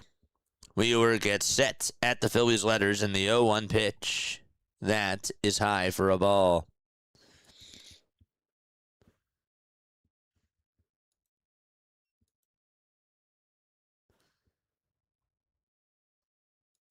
Phillies finished with the same record in 2014, the same record that they had in 2013. I didn't know that. 1 ball, 1 strike. The 1-1 pitch. Here it comes, and that is down for ball 2. And, of course, they had the worst record in 2015 in all of baseball. 2 balls, 1 strike. Wheeler kicks, fires, and it's inside for ball 3 to Ivan Herrera. It's a 1-1 game in the bottom of the 5th with runners at the corners and 2 outs. 10 seconds are left on the pitch clock. 3 balls, 1 strike. Wheeler gets set at the Phillies letters, kicks, and fires, and a called strike 2 at the knees at 81 miles per hour.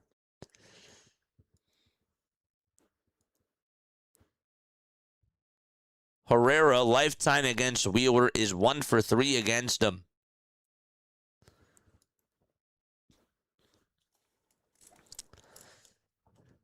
Runners at first and third. 2 outs. Wheeler trying to get out of the jam. The 3-2 pitch to Herrera. Line drive hit out to center. That gets down for a hit, and the Cardinals are going to get the lead back.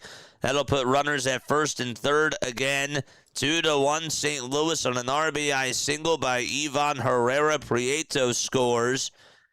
And he crosses home plate and gets high fives in the Cardinals dugout. And Wheeler lets up another pitch that was down the middle. Good at bat, though, by Herrera. Worked up the count.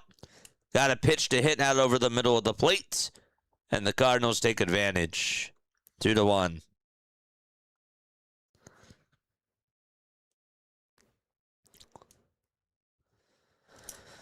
Oh, man. Pitch count starting to get away from Wheels. Come on, Zach. Stay in this. Alec Burleson is up to bat. And the first pitch that he gets is a splitter down the middle, but he fouls it off towards the right side. Archie, tuning on in over on Twitch. What's going on, buddy? Good to see you on here, man. Wish the Phillies were winning, of course. No balls, 1 strike. 10 seconds left on the pitch clock.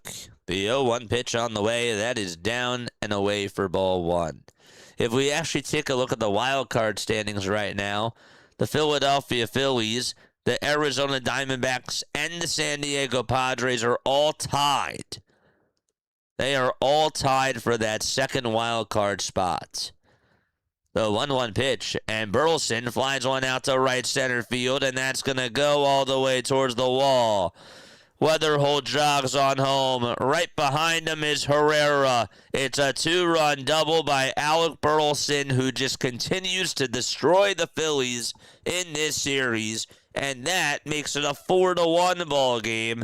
St. Louis is in the driver's seat. That pitch was out towards the outside corner. It stayed up. And Burleson was able to just get it and yank it out to right center field. It went all the way towards the Bank of America sign. Crawford had no chance at all of getting to that baseball. And here comes Walker, and there's a line drive base hit out to left field, and that's going all the way towards the wall. And Walker gets an RBI double. It's now a 5-1 Cardinals lead. And the Cardinals fans are on their feet. Don Mattingly, with that grin on his face, that look of, I'm not happy, and shaking his head. The darn it look, as I like to call it. Boy, oh boy. This is already getting out of hand. 5-1 St. Louis.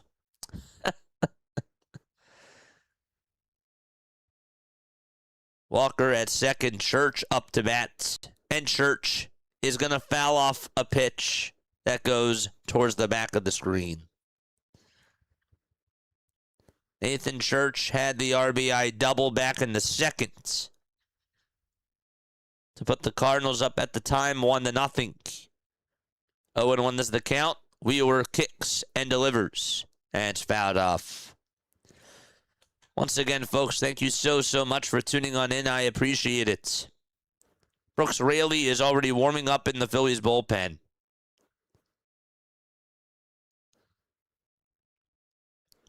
The ball's 2 strikes with 2 outs in the bottom of the 5th. The 0-2 pitch, and that is in the dirt for a ball.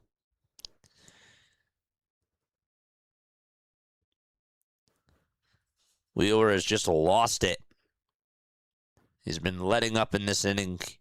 13 balls, 21 strikes, 34 pitches. 10 seconds left on the pitch clock.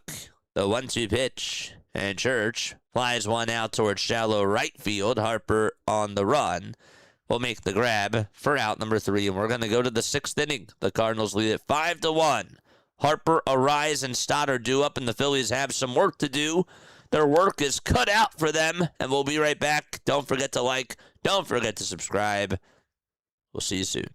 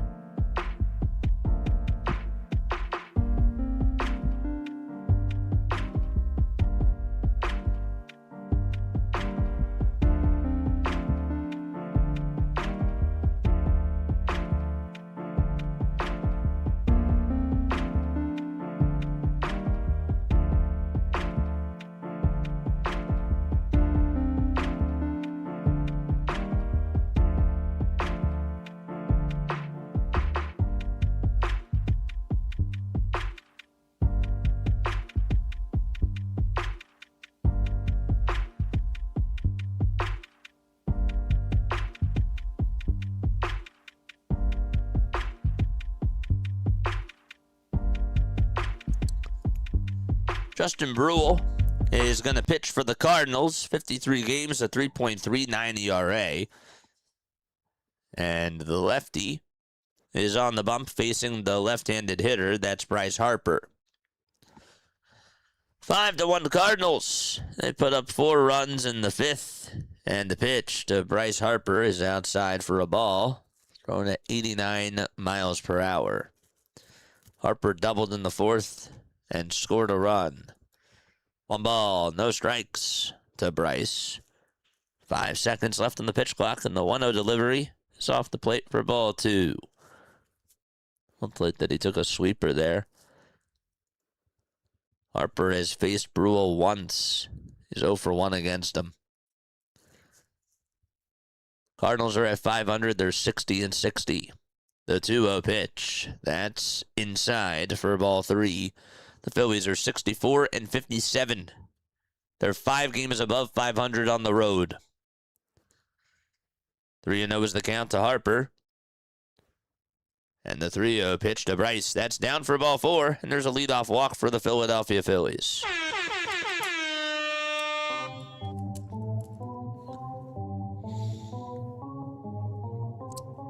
Gotta get runs here. And that's an understatement. Charge! Arraez is up. He had an RBI double his last time up. Harper, Arraez, and Stoddard each 1 for 2. Here's the pitch. That is way inside for a ball to Luis Arraez. Phillies trying to get back into this game. The Cardinals put up 4 runs in the bottom of the 5th. They got an RBI single from Herrera, a 2-run double by Burleson, and an RBI double by Walker. The 1-0 pitch, and that's inside again for ball 2. Looks like that he just cannot find the zone. 6 pitches, and each pitch has been recorded as a ball. 2 balls, no strikes to Luis Arraez. And he will call for time. And we have a mound visit, actually. Looks like that Brule, Crooks, and the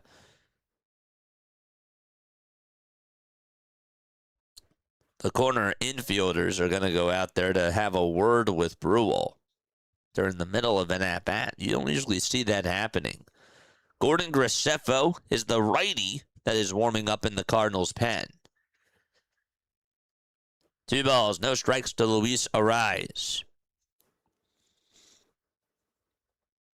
I'm still in disbelief that he would consider putting in Stubbs in a 1-run game. Who?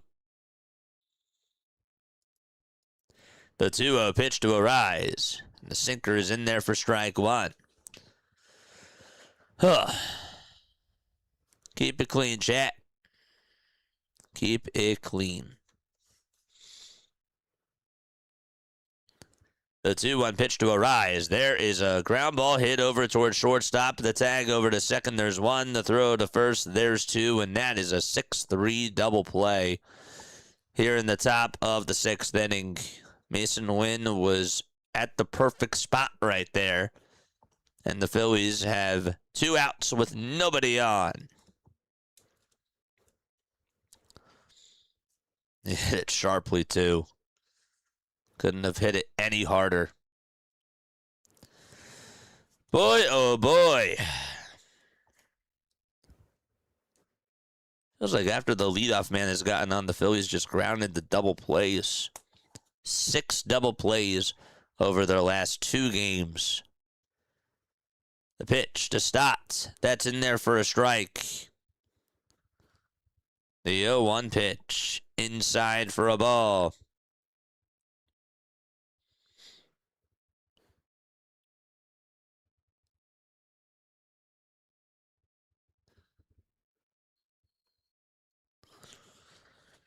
The 1-1 delivery. There's a grounder. Hit over towards the third baseman. And as he gets to it towards his left side, makes the throw over to first. And there's out number 3.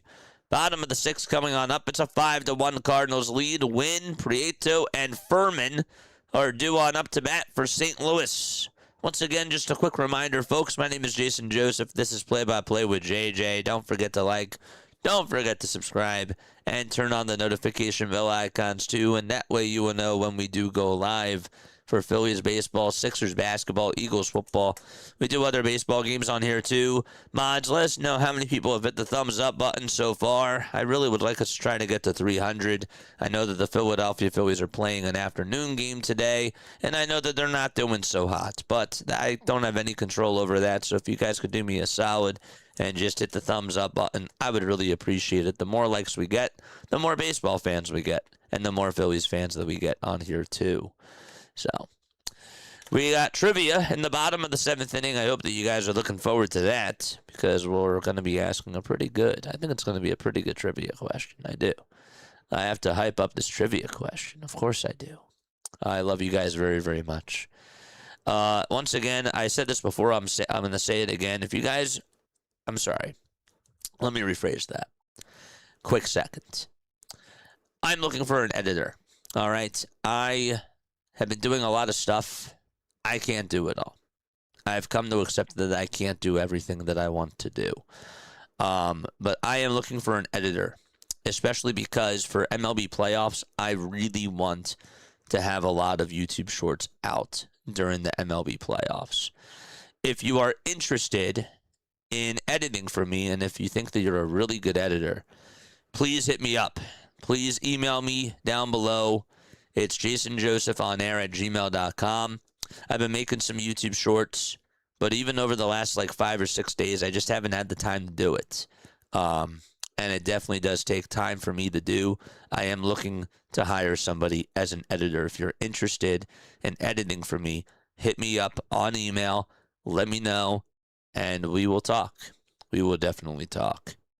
All right, here we go to the bottom of the 6th inning. Zach Wheeler is done, and Brooks Raley is going to step on in for the Philadelphia Phillies. 5 innings, 4 earned runs, 6 hits, 1 walk, and 5 strikeouts for Zach Wheeler. Raley, 48 games, a 5-5 record, and a 2.23 ERA. Here's the pitch. That's in there for a strike. Right at the knees. No balls, 1 strike. The 0-1 pitch. That's inside for a ball. Playoffs. Yeah, I'm not just doing the Phillies games. I'm doing MLB playoffs too. There's the email. It's right over here. If you are interested in editing for me, please email me down below. Next pitch. Swing and a miss. The 1-2 delivery. That's outside for ball 2. So it's 2 balls and 2 strikes to Mason Wynn. And we're in the bottom of the 6th.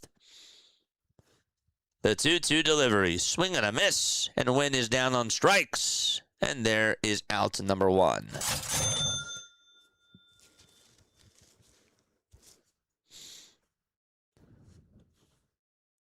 There we go.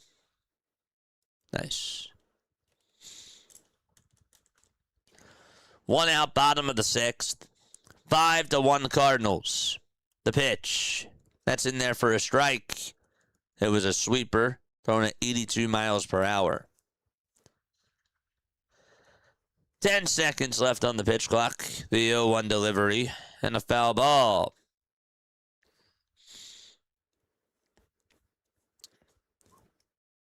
You know what else sucks on top of this?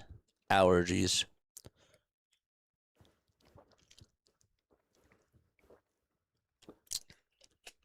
Cardinals put up 4 of their 5 runs in the bottom of the 5th. The 0-2 pitch. Fly ball hit out over towards center field, and on the run to make the diving catch is Crawford. Nice play by Justin Crawford. It was a good catch. That ball was sinking, and he just had to lay down and just extend that glove, and he got there in the nick of time. Blaze Jordan gets robbed on a base hit, and Crawford makes an extraordinary play. Arraez gives him the thumbs up and says thank you very, very much. Really good catch there by Justin. The pitch. That's a called strike. The ball's 1 strike. Wheeler went 5 2/3. He gave up 4 earned runs. Started off the game strong and then just lost his command in that 5th inning. 5 strikeouts, 1 walk. Jose Furman is in the box. It's no balls, 2 strikes. Raley gets set, kicks, fires. It's outside for a ball. That will make it now 1-2.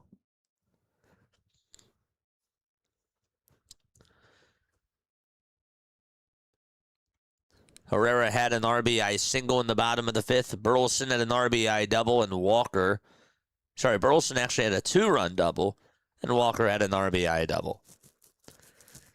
2 balls, 2 strikes to Jose Furman. Raley gets set, kicks, fires again, swing and a miss, and we're going to go to the top of the 7th inning. Another strikeout for Raley. And we'll be back in just a few moments for the top of the 7th inning. Don't go anywhere. Hit the thumbs up button and subscribe to the channel. I will see you very, very soon. JJ, how can you watch this garbage every day? Just how? Got to do it, man. I'm very lucky. I'm able to call games. I have to follow this team, and, you know, I'm blessed that I'm in the spot that I am. Obviously, it could be better. It could be worse, but, you know, that's just the life of working in sports media, my friend. You show up. I'll be right back. All right, don't go anywhere.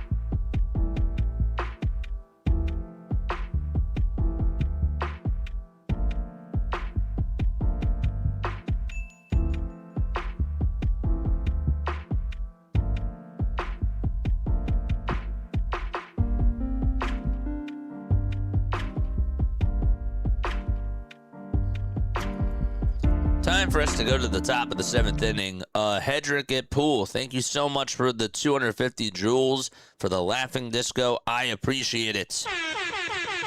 Let's go. Drop the MVPs in the chat for Hedrick.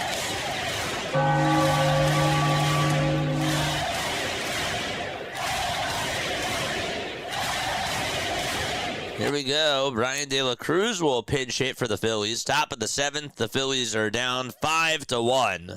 And here's the pitch. And De La Cruz fouls one off. Goes back over towards the screen. Of course, we're doing it again. Win game 1. Winning one game of a series and then losing the next 2 to lose the series. Baseball. Up. Yep. It's baseball. No balls, 1 strike. The 0-1 to De La Cruz, and that ball is fouled out of play.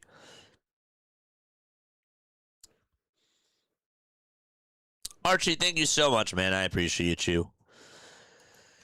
Let's stay dedicated to the grind. Of course, we definitely rant about this team. We do. And we call things out. We praise them when things are going really well. Obviously, things are not rainbows and sunshines right now with this team. The 0-2 is down for a ball. Jose Alvarado is warming up in this Phillies bullpen, and he will pitch the bottom of the 7th. They made me sick. They've given me allergies. They're allergic to runs. I'm allergic to this team. But yet I still come back. The 1-2 pitch, and that's outside for ball 2 because I have Philly fever. And I'm a Philly freak. It's the truth. 2 balls, 2 strikes. The 2-2 pitch to Brian De La Cruz. There's a fly ball hit out over towards right center field, and that is a diving catch made by Walker. I can't believe that he went to the alleyway to make that catch. And Brian De La Cruz, all he can do is shake his head and go back to the dugout. This guy is going to be a star for years to come. Just an incredible catch. I mean, he had to run towards his right, go backwards, and he made the diving catch right by the track. That's just an incredible catch. I don't care what anybody has to say. That was a ridiculous play. Wow. And we're going to have a pitching change. We are going to have a pitching change as we are still in the top of the 7th inning. I don't know how he concentrated like that to make that play. But just ridiculous. You have to be on base to score, considering Marsh, Harper, and Schwarber have disappeared. I can't imagine that would be the case, says Boot. Nope. Insane. True baseball fans stay through good and bad with teams. I mean, look, I stay with them during good and bad, but I don't like to put myself in that. I used to think the same way. If you're really loyal to your team, you stick with them through and through. But who really wants to watch bad baseball? Why put yourself through that? You know what I'm saying? You can still be a loyal fan. You can still keep up with them and watch the highlights and keep up with how they're doing. But if they're giving you junk, why bother with them? That doesn't make you an unloyal fan.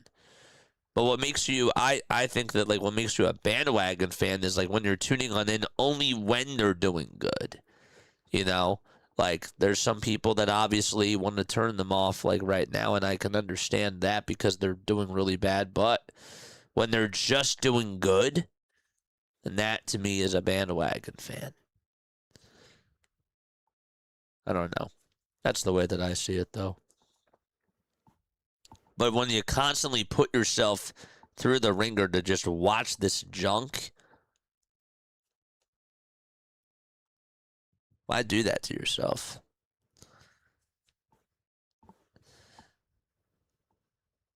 The pitch. That's in there for a strike to JT. The 0-1 pitch. That's outside for a ball.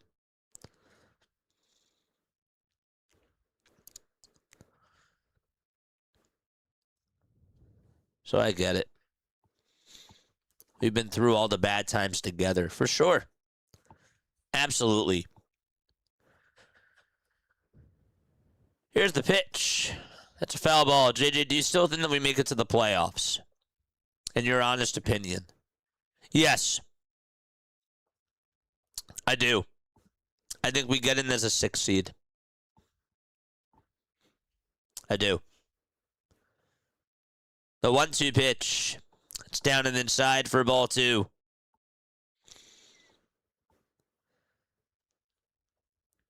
Baseball is weird.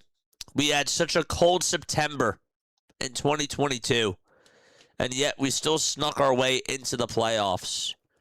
We had a terrible April that year, and I don't think anybody knew in April that we would be going to the World Series. The Nationals were in last place right at the end of the All-Star break, and yet they made it to the World Series. It's just such a weird season. That's how baseball goes. The pitch. This is grounded over towards second. The throw over to first is in plenty of time, and there's out number 2.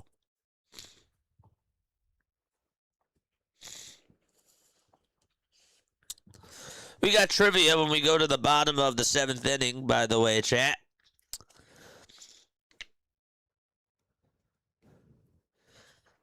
Here's the pitch. That is down for a ball.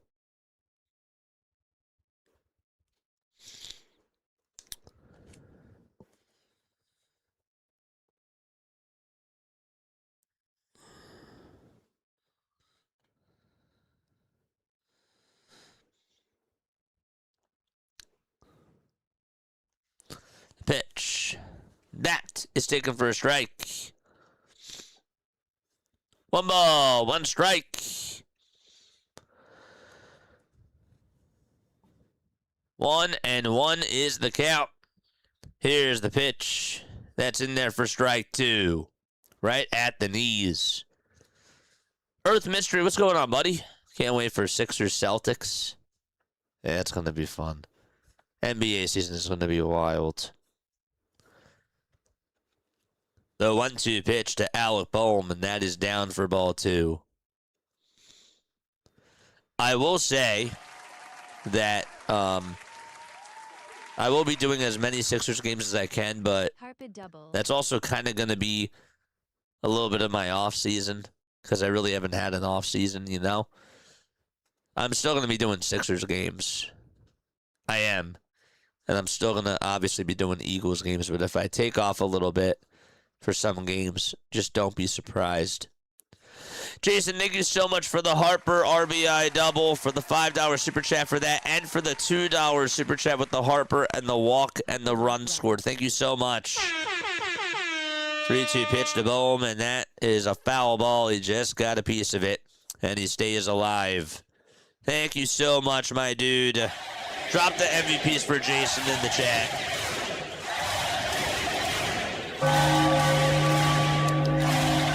Drop the MVPs for Jason. He deserves it. 3 balls, 2 strikes to Alec Bohm. The 3-2 pitch. Ground ball hit back over towards the pitcher, and it actually goes over towards second. It went right behind him, and the throw to first base is in plenty of time. He couldn't make the play, but regardless, they had backup there, and Bohm is retired. We're going to go to the bottom of the 7th inning. All right, chat, here is the question that I have for you. I'm going to ask you a Philadelphia Phillies trivia question, and if you get it right, you will hear this. If you get it wrong, you will hear this. We talk a lot about the 1993 team. I want to know who led the team in pinch hits. Let me know down below. 30 seconds. Make the answers now. We talk a lot about the 1993 Philadelphia Phillies. Who had the most pinch hits on that 93 Phillies team? If you followed the team in 93, you should absolutely know. This should be a no-brainer for you. Who had the most pinch hits in 1993 for the Philadelphia Phillies? Let's go. Drop the answers right now. Ibanez. Milt Thompson. Nope. Not Milt Thompson. Nope. And not Ibanez. Most pinch hits in 1993 for the Philadelphia Phillies. Anybody else want to guess? Clay Condrey? No. Jim Eisenreich. That's a good guess. No. Nope, nope, nope. Jose Alvarado is going to pitch right now. Mariano Duncan. 50 games, a 3-3 record for Alvarado, and a 5.77 ERA. Really, nobody knows. Ricky Jordan, that is correct. That is correct. Ricky Jordan had the most pinch hits on that Philadelphia Phillies team. And by the way, that was the most pinch hits during that decade. Actually, no, it was not. Waylon Dean actually had the most in 1926 with 17. But Ricky Jordan had 16 pinch hits that season. That is correct. Congratulations to my guy Leonard. That was awesome. The pitch. That's in there for a strike. No balls. 1 strike. Bottom of the 7th. Jimmy Crooks is up to bat. No balls. 1 strike. Bottom of the 7th. So Taguchi? No. Wrong era. The 0-1 pitch. That's in there for a strike. That's 0-2.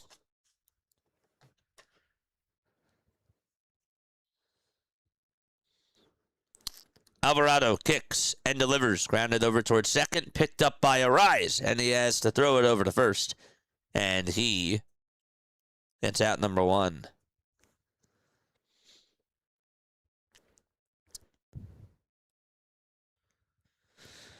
Ricky Jordan. Ricky Jordan is 61 years old. He played with the Phillies from 1988 all the way into 94. Had the most pinch hits in 93. If you guys remember Jeff Grotwald, he had the most pinch hits in 1992. And Jim Lindemann had the most pinch hits in 91.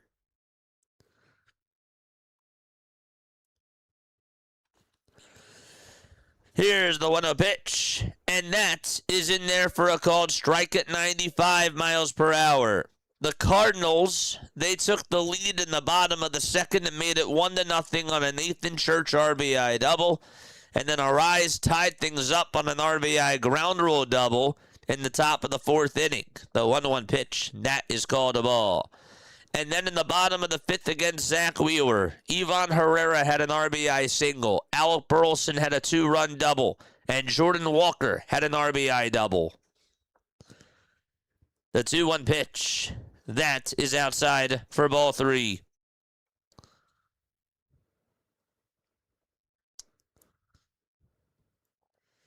I had to look at the plaque. Was I looking at the 2008 team? Yes, I was. Of course you were. 3-1 pitch, swing and a miss. And it's now 3-2.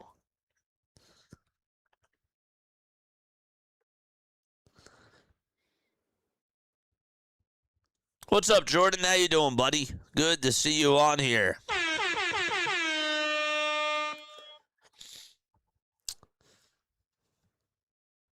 The 3-2 pitch. That's down and away for ball 4.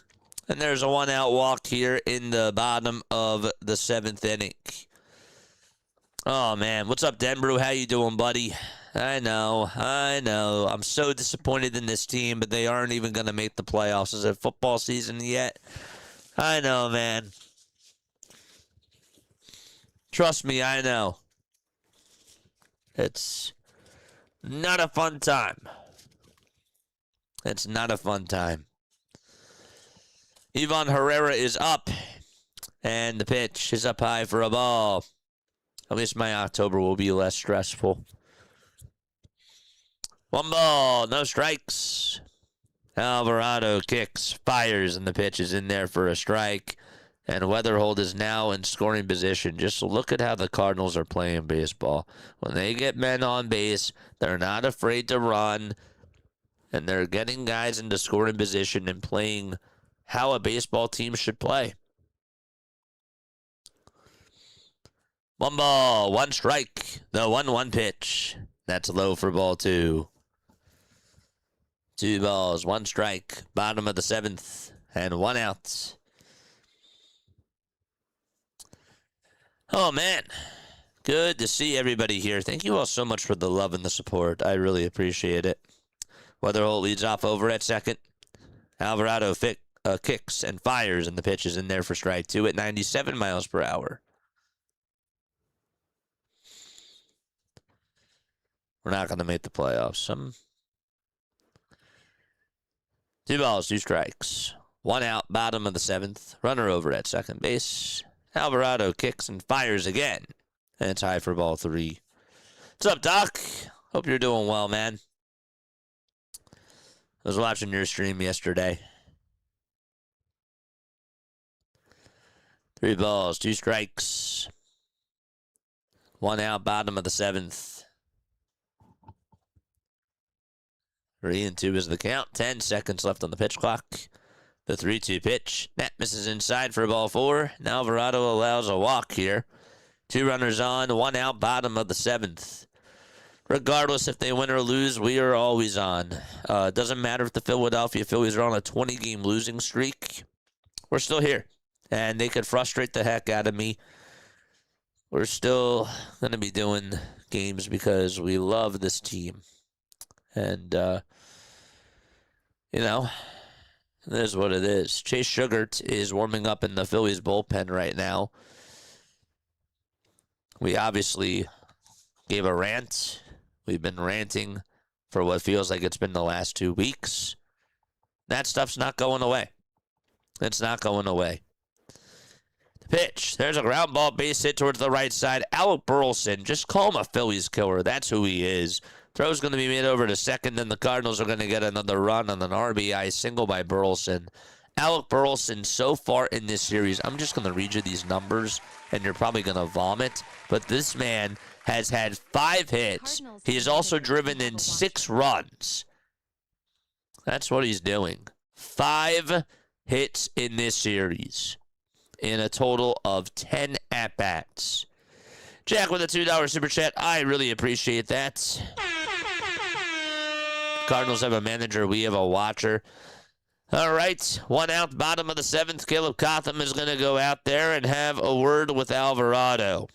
All right. So there's runners over at the corners. 1 out in the bottom of the 7th. I know that there have been Cardinals fans, though, that have criticized Ollie Marmol at times as well. So I'm not saying that he's a perfect angel either.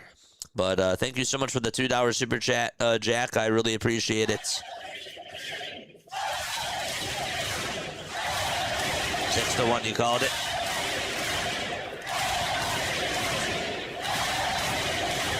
Well, JJ's final score prediction again for the 122nd time of the season was incorrect. Haven't gotten one right. We haven't done 122 games, but still 101 games. I told you it was going to be at least 7-1 after Alvarado came in. Well, I'm happy that you're right.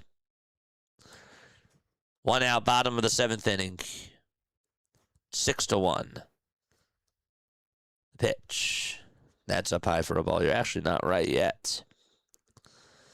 Really think the Phillies decided to give up after the All-Star break. This team sucks as Worthman. 1 ball, no strikes. The 1-0 pitch. That's a foul ball. That's 1-1. I mean, I like our playoff chances. I mean, our playoff chances are over, but like to begin the season, it's been over. It's been over to be gone. I don't know what that means, but maybe next year it'll make it to the World Series and win the whole thing. There's a lockout probably going to happen next year, so we don't even know if we're going to get a full season. 2 balls, 1 strike. Alvarado with 19 pitches. But it's good to see you, buddy. What's up, James? 2-1 pitch. It's down for ball 3. And that makes it 3 balls and 1 strike.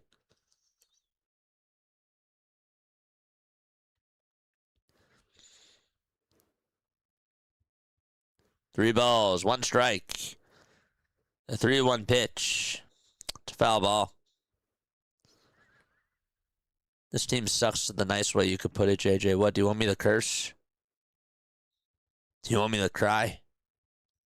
Do you want me to kick and scream? I'm not going to do that right now. I'm not saying anybody's saying that, but I'm just saying. But you're right. Gotta call it like it is. The 3-2 pitch on the way. That's down for ball 4. Alvarado's going to load the bases here with 1 out in the bottom of the 7th inning. It's a 5-run lead for the St. Louis Cardinals. The Cardinals today have put up a total of 6 runs. Don Mattingly's going to make a move and go to the bullpen and hit the panic button right now. And it looks like Chase Sugar is going to come on in with the bases loaded. A beautiful spot for him, by the way. Beautiful spot. Good job. Bases loaded. And he has to face Nathan Church.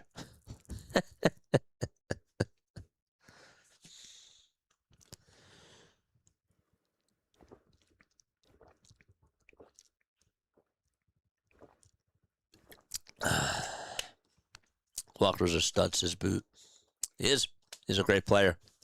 Folks, again, my name is Jason Joseph. This is Play-by-Play with JJ. Don't forget to like. Don't forget to subscribe. I appreciate you guys for being on here. Oh, yes, I do. You guys are the best. I love you all so, so much. Regardless, again, of how the team is doing, we're still here. We still stand, and this is what we do.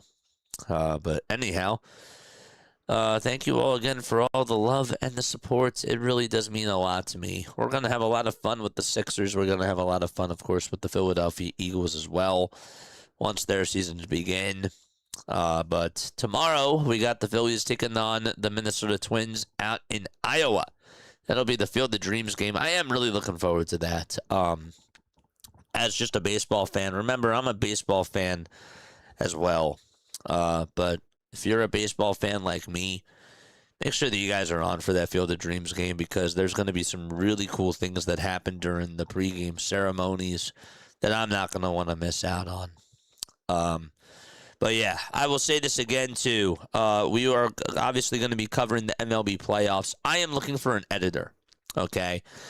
I do a lot by myself, okay? I'm a one-man show, and I realize that I cannot carry this load by myself. I have put myself through the ringer, and I've done a lot, and I've stayed up until like 3 a.m. editing clips. I can't do it every single day. I need some help. If you are interested, and if you think that you're a really, really good editor, and are interested in editing clips and editing shorts for me, YouTube shorts, please hit me up and please let me know because I think it'd be really cool to be able to get more people that are involved. Make sure that you guys email me, jasonjosephonair@gmail.com. Here's the pitch as we start off the bottom of the 7th, and Church flies one out towards right center field. Harper makes the sliding catch, but another run is going to score, and that'll make it 7-1 Cardinals here in the bottom of the 7th inning with 2 outs. The Field of Dreams game is awesome. I can't watch it because it'll be 12:30 in my country when the game is on. Where are you tuning on in from, JG? I appreciate it. I'm a Phillies fan, a Commanders fan, and a Knicks fan.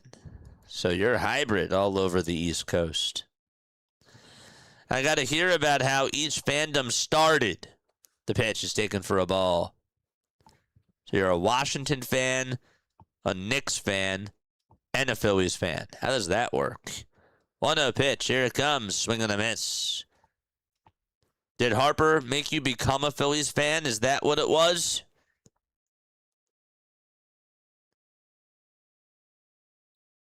One ball, one strike. The 1-1 pitch. And a fly ball hit out over towards the right field corner. Harper has room and makes the grab. And we're going to go to the 8th inning. The Phillies are down 7-1 against the St. Louis Cardinals. Crawford, Schwarber, and Turner are going to be due on up to the plate. Can we leave Turner, Alvarado, and Nola in a cornfield next week? This week, you mean? Can we leave them out in a cornfield? I don't know. I don't know. What do you want me to say?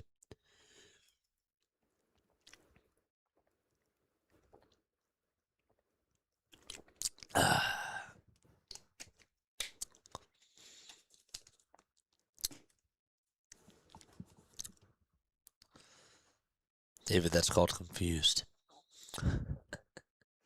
What did David say? Phillies are my team regardless. Need another 07-11 run, says Rodney. Well, we got our run. We got our run. We just didn't get our World Series. I'm just saying. We did. We had our run. Just did not get our World Series.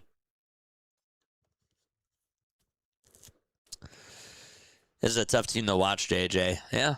Well, I hear you. I'm having a blast watching this team. I'm not, but I'm having a blast with you guys. I really am. I do mean that when I say that wholeheartedly.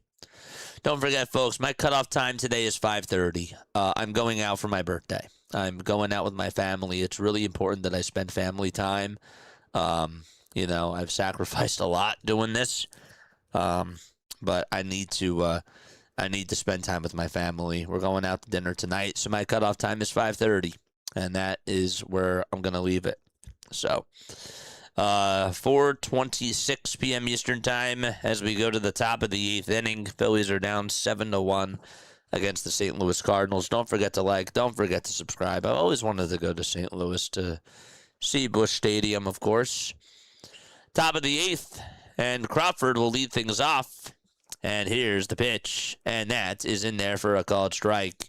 It's a curveball. Thank you, man. I appreciate it. I appreciate it very, very much. The ball is 1 strike to Justin Crawford. The 0-1 pitch to Justin, and that ball is fouled. No balls and 2 strikes. Callens, thank you so much, man. I appreciate it. It was on Tuesday. So I wasn't able to celebrate with the family, but we're going out tonight, so that should be fun. Sorry, I got to take myself off really quickly. No balls, 2 strikes. The 0-2 pitch to Crawford, and that's up high for a ball. A ball.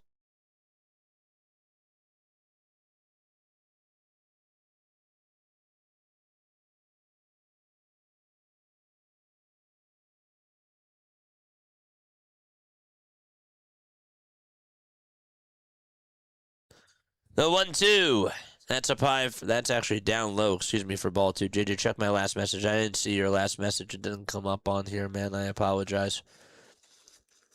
2 balls, 2 strikes. 5 seconds left on the pitch clock. But what's up, Falco? How you doing, buddy? The 2-2 pitch popped up over towards shallow right field. On the run is Walker, and he will make the grab for out number 1. Couldn't see what your message was, dude. Didn't show up on here. I was born into the pain that has been Philly sports fandom. Don't know if I was ever baptized, but if I was, it would have been at the vet, probably during the 7th inning stretch. There you go. I got it from my dad when I was little, but little did I know my dad was a Sixers fan, so I changed. But then how did the Commanders come on into play?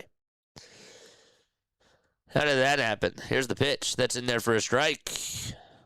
We're wasting 3 great pitchers this year. 4, if you include Duran. Thank you, man. I appreciate it. The ball's 1 strike to Kyle Schwarber, and here's the pitch. This is grounded over towards second. Weatherhill picks it up, throws it over to first, and there's out number 2. Here in the top of the 8th inning. Where would this team be without Justin Crawford? He's actually one of the best hitters on the team right now. Where would this team be without Justin Crawford, Bryson Stott, Zach Wheeler, Christopher Sanchez, Jesus Luzardo, and Yohan Duran? Again, you get the 2012 Phillies. That's what you get.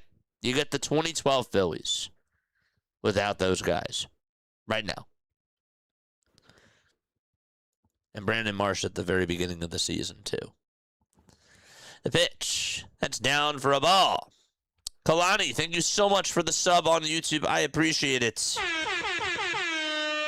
Oh, man. 1 ball, no strikes. That's to Trey Turner. 5 seconds left on the pitch clock. The 1-0 pitch, and Turner gets a piece of a slider that was in the dirt. I don't even know how he hit it that high. That's pretty impressive. That pitch was so low. Looked like it was going to hit the ground, and then he chopped it so high. It's pretty wild. It was a foul ball. 1 ball, 1 strike. The 1-1 pitch, and Turner flies one out towards right field. Walker maneuvers towards his right. And there's out number 3. We're going to go to the bottom of the 8th inning. The Cardinals, they lead it 7-1 against the Philadelphia Phillies. Oh, man. It's good to see everybody here. How come I didn't see your message, Falco? That blunder Kirkland made last year against the Dodgers took all his confidence away. It definitely took his confidence. It definitely didn't help. But I just don't, like,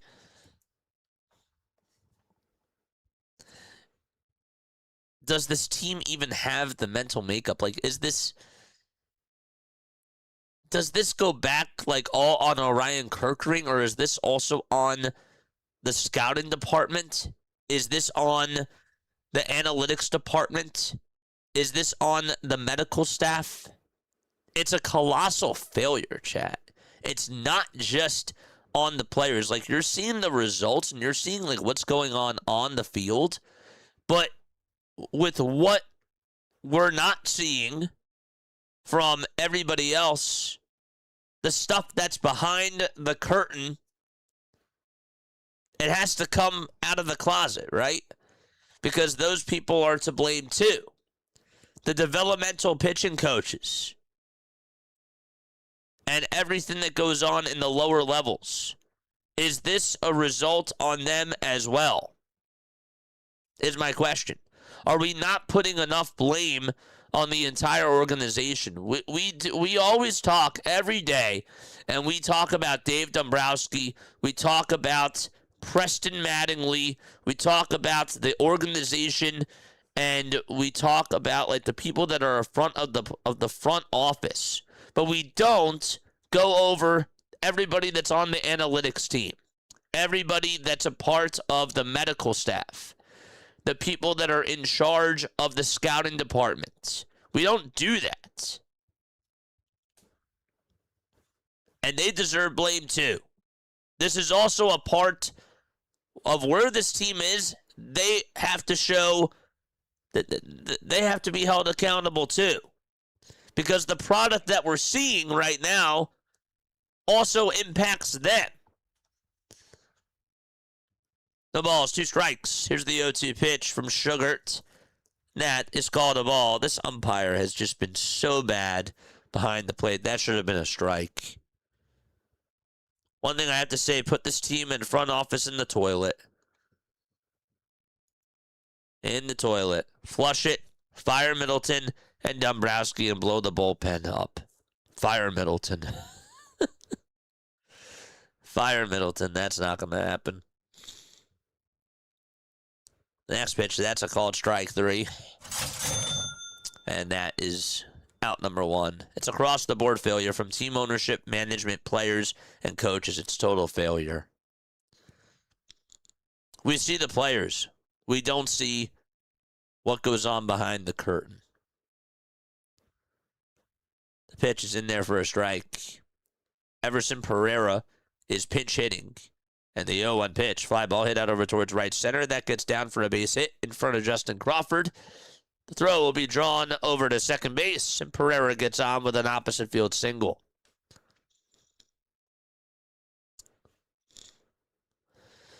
We need wartime GM for next year. Someone is going to wheel and deal like Trader Jack from the Pirates if you're old enough to remember.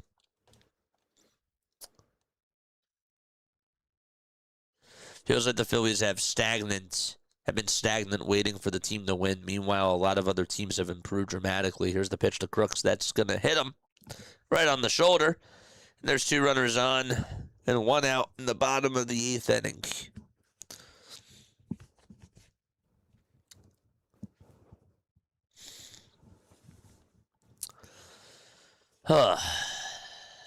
Man, oh man. Got him right there on the shoulder. Oof. 2 runners on, 1 out, bottom of the 8th inning. The pitch. It's a called strike. JJ today is 1 for 2 with 2 walks, a single, 2 runs, scored a stolen base, and a strikeout. Sugart kicks, fires. The pitch is high for a ball.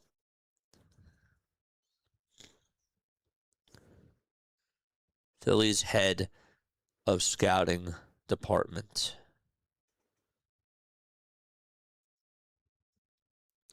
Brian Barber. Sal Agostinelli is the international scouting director.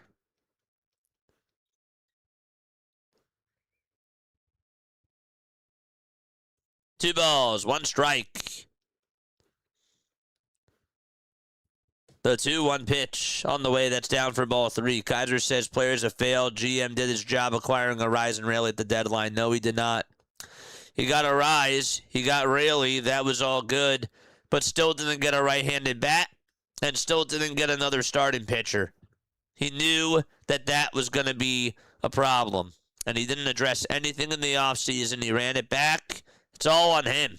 It's on him, too.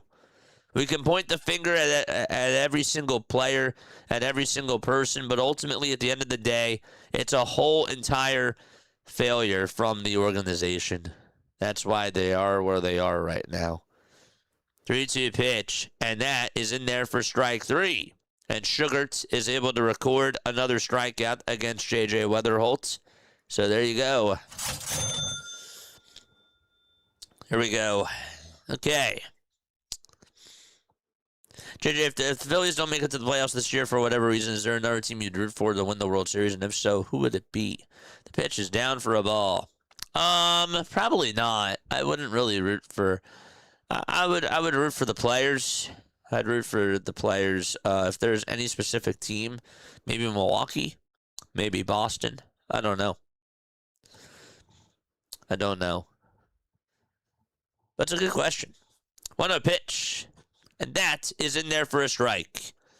Send me to the Dominican Republic and I'll come back with 3 top prospects and 3 girlfriends. Oh my gosh. Passport in hand. Dude, you're funny. You are funny.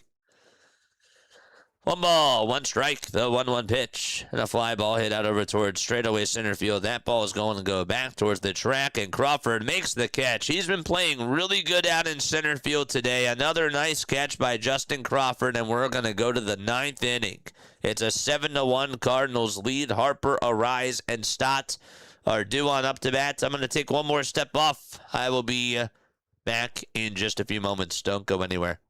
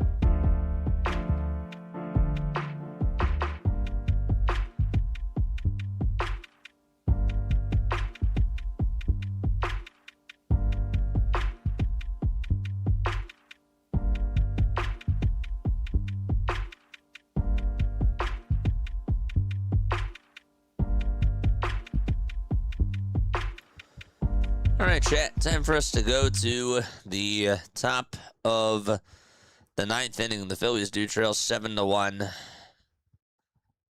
As we go to the ninth, our cutoff time once again is 5:30.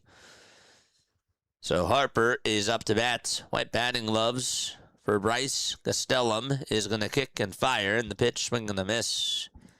Changeup thrown at 81 miles per hour. Other scores around Major League Baseball. Well, the Orioles, they lost today. They lost 7-5 against the Minnesota Twins. 0-1 pitch, foul ball. Giants are up 1-0 against the Houston Astros. Any more final scores from today? Nope, that's it. That's it. The Brewers, they lead at 1-0 against the San Diego Padres in the top of the third. Cardinals have a 6-1 lead against the Diamondbacks in the bottom of the fourth. And the Rays are up 7-2 against the A's in the bottom of the fifth. The ball's 2 strikes. Harper steps out of the box. Harper did have a double, a walk, and a run scored. He's batting .254. Castellum, who's on the bump, 24 years old. 0-2. And that is down and away for a ball. Even if there's a lockout next year, the Phillies organization is not going to change their ways. They're only interested in getting good crowd numbers. You're right, Scott. You're right. During the season. And they can only dream of winning a World Series. The pitch. Now it's 2 balls, 2 strikes. I could not have said that any better.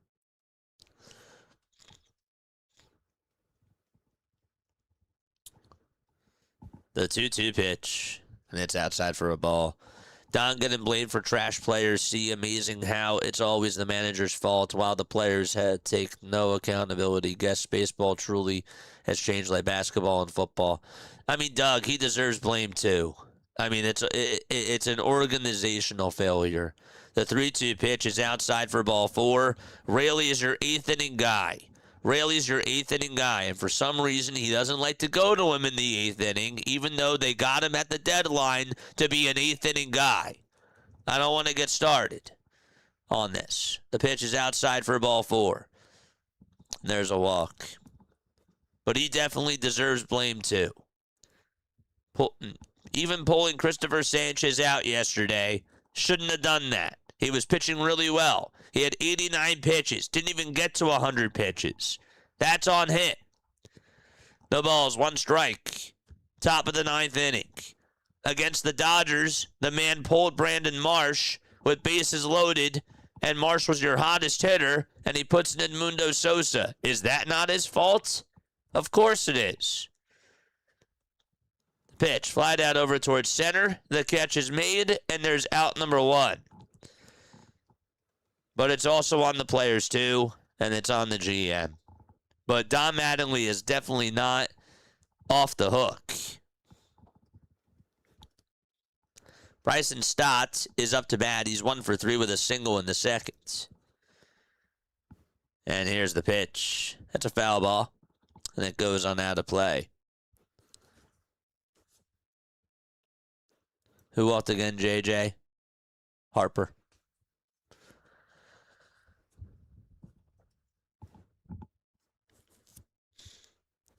The ball's 1 strike.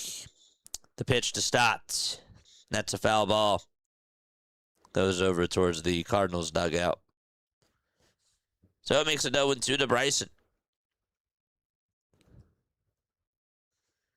JJ's going to take that Marsh pinch hit to his grave. It was a stupid decision. You should have never done that. The 0-2 pitch, swing and a miss. And Stott is down on strikes, and the Phillies have 1 more out to go. All right, here we go.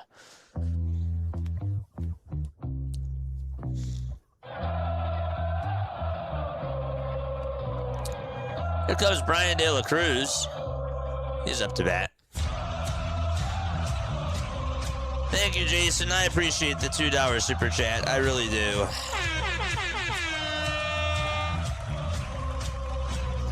Here's the pitch. That's a foul ball. The ball is 1 strike to Brian De La Cruz. Let's go. Drop the MVPs.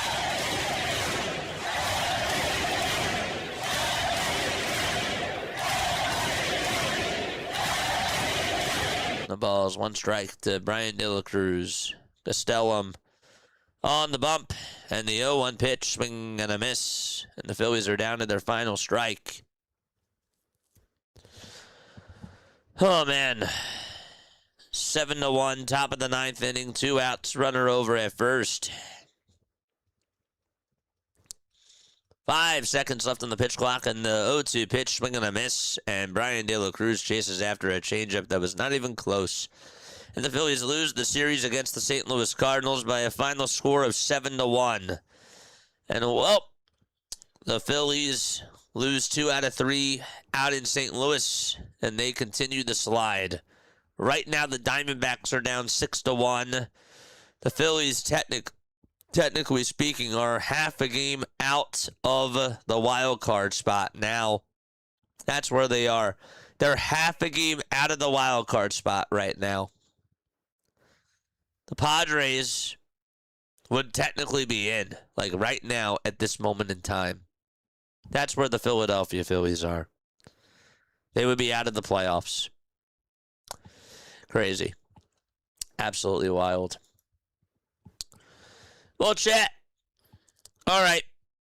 The Philadelphia Phillies lose by a final score of 7-1, and the Cardinals get the win.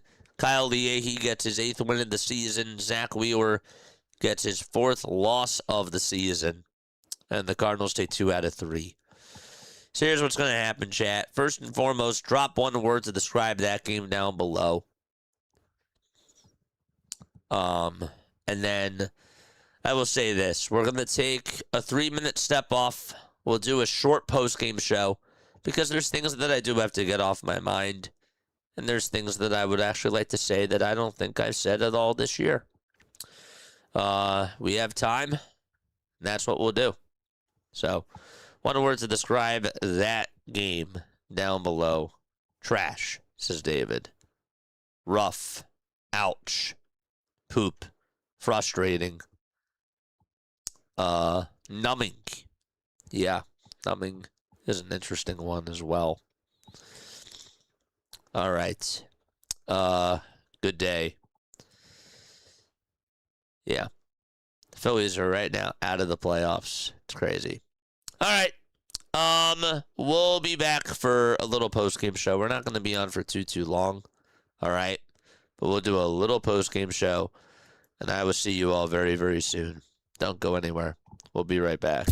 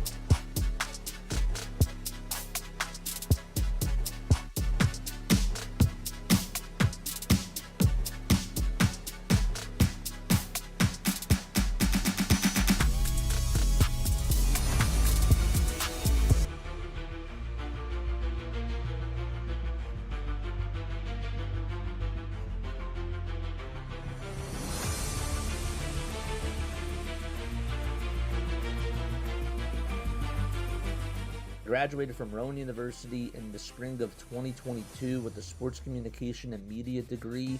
I got to actually call minor league baseball and G League basketball games while I was in school. And then I graduated, and as soon as I graduated, I went to NFL Films in Mount Laurel, New Jersey.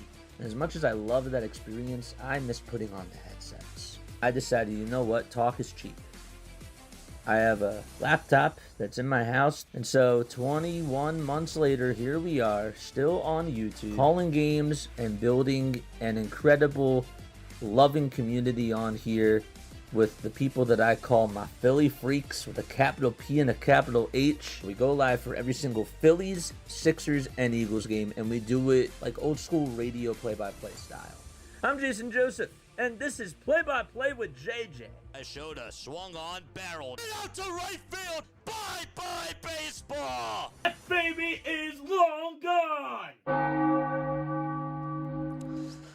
Well, another Philadelphia Phillies loss today as the Philadelphia Phillies lose to the St. Louis Cardinals by a final score of 7-1. I'm just going to call it like it is right now. I'm tired of pointing the finger at one particular person or at multiple people that are on this team that are showing you the game. I'm tired of looking at the faces that we are seeing every single day. I'm tired of it. I'm just simply tired of it. I asked people to describe this game in one word. Somebody said heartless. Thought that was a really good answer, by the way. Shout out to Morty for that. That was a really good way to sum it up.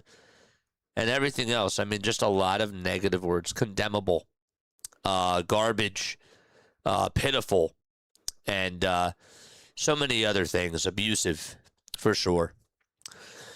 But here's what I want us to do. While if we're going to be pointing the finger at everybody that's on this team that we see out there on the field, I need us to peel back the layers, and I need us to point to the people that we don't see on the field, okay? And some of these people include Ned Rice, who I feel like has been with the team ever since the Matt Klentak era. Somebody can double-check that. Brian Barber. I remember when the Philadelphia Phillies got Brian Barber, they were Brian Barber was looked upon as this guy that was highly ranked by national media members. They said that the Philadelphia Phillies were getting a really good person to help them out in their front office. Ned Rice as the vice president and the business operator and the assistant GM and pretty much president now of the scouting department has done a terrible job. And so I want us to really look at everybody that's a part of the scouting department, that's a part of the analytics team, that's even a part of the medical staff, because they all deserve blame. This is an organizational failure. It's an organizational failure. And the goal for this whole entire group was to take steps forward and get back to the World Series. And every single year, they just keep taking more and more steps backwards. They were ahead of everybody in the National League in 2022, including the Dodgers. Now, they're not only behind the Dodgers, they're not only behind the Brewers and the Braves, they're behind the Cubs. I would even say that they're behind the Diamondbacks right now. And they might almost be behind the Padres. They are literally taking steps backwards every single year. And it's time for us to not just critique the players that are on the field, but it's really time for us to go deeper and to dig deeper into this hole and look at where everything is constructed from upper management. Because that is the more glaring issue right now with this team. They decided to run it back with the same entire coaching staff heading on into the season. They did that 2 years ago. It didn't work. They've done it this season, and obviously that didn't work, and they even fired Rob Thompson. And that gave them a little bit of a jolt, but nothing has worked. Not a single thing has worked with this team.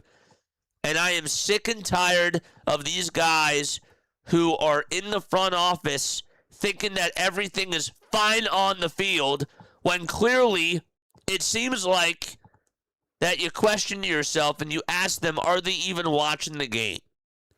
Are they developing the right players? I thought that we had ourselves a really good crew when Preston Mattingly took on over as the head of the scouting department. We saw Andrew Painter, we saw McAbel, we saw Justin Crawford, and we saw all these guys coming on in as high profile guys. Orion Kirkering, Johan Rojas, they were all looked upon as great young talent for this team. And where has that gotten them right now?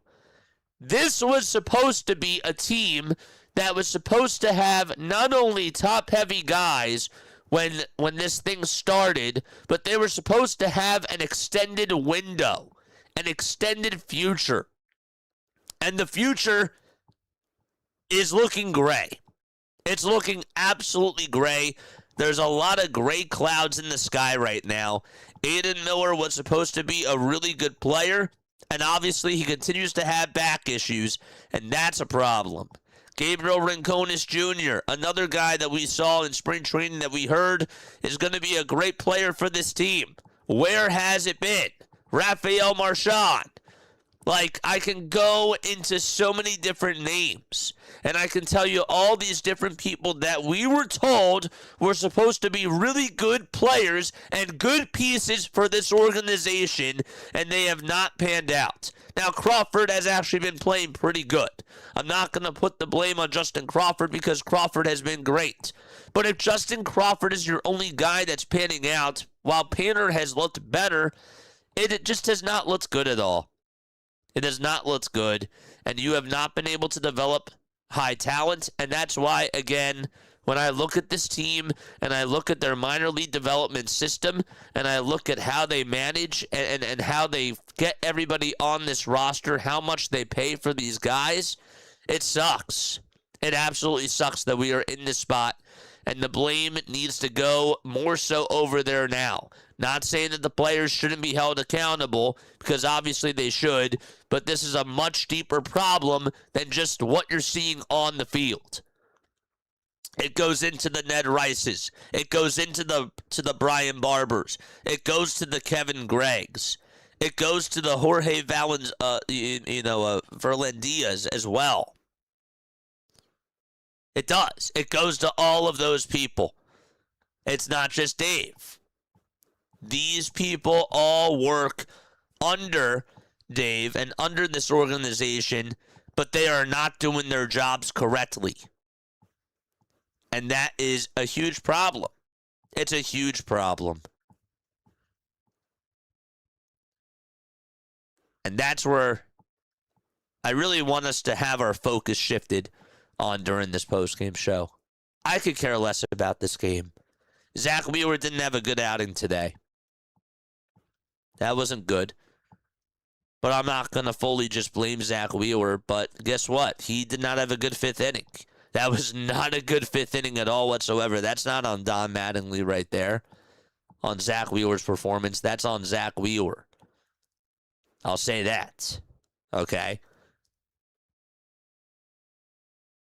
The hitting sucks.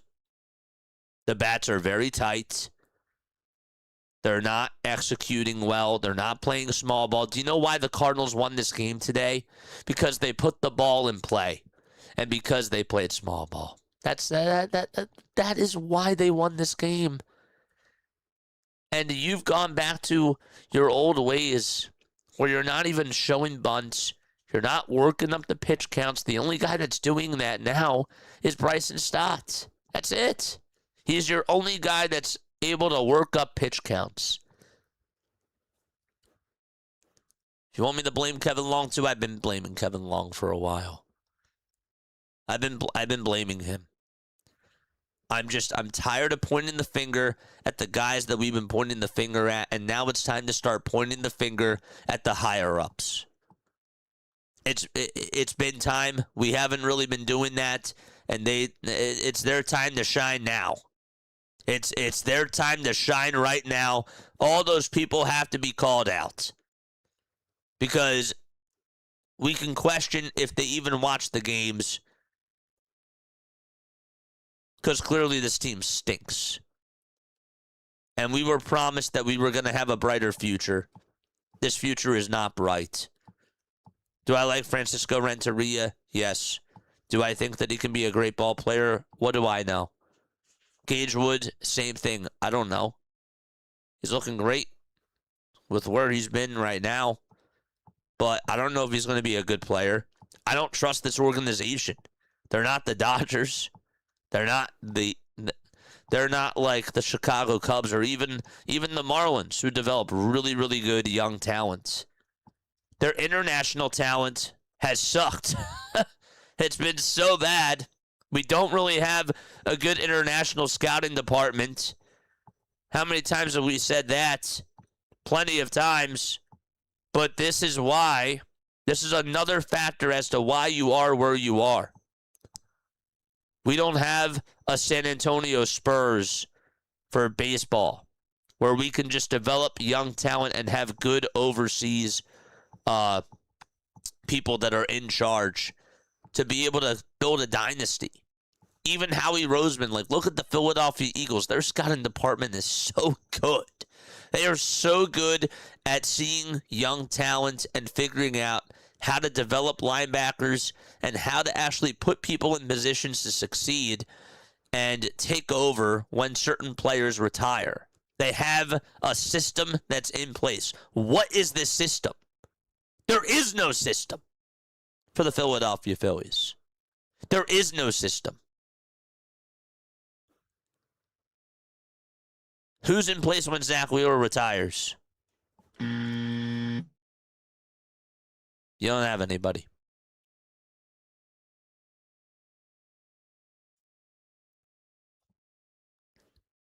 That's all I got.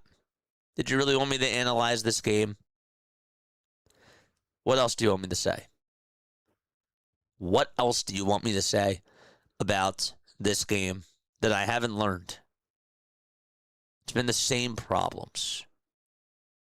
The only thing that I wanted to do when I came on for this postgame show is to bring more of a light onto the people that we don't see on the field.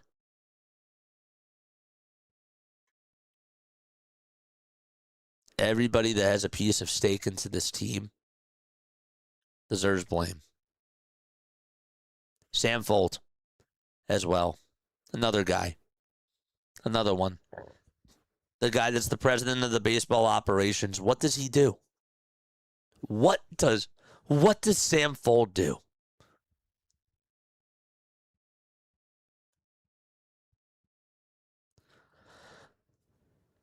I'm like looking at their whole entire front office executive lists.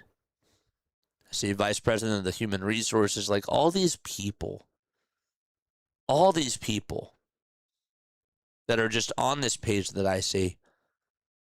I'm like, what goes on? What are you doing? How are you making the team better? What have you done over the last 4 years to help improve this team?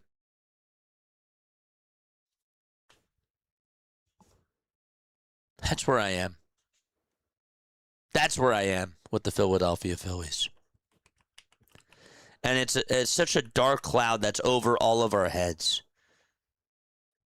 And it sucks. You put up one run today. What's that now? You had one run today. You left 5 men on base. You were 1 for 8 with runners in scoring position. This team has to be like 5 for their last 100 with runners in scoring position. I'm not even joking. I'm not even joking. They have to be like 8 for their last 100 with runners in scoring position. They have to be. They are atrocious. They are disgusting, and nothing is working. How do they turn this around? What is it going to take for them to turn this around before the end of the season? Or is this just going to be what it has been? Is there anything that you can do right now to get this team to a place where they can at least somewhat get back to a 500 team? Because they're not a 500 team right now. They're way under 500, and I'm talking about ever since July 1st. That's where they are. Ever since the All-Star break, the Philadelphia Phillies are 10-15. They've lost 6 of 8 series. This is from Underdog MLB. They scored 1 run or fewer in 8 games. Their odds to make the postseason have dropped 19% since the All-Star break to 68%.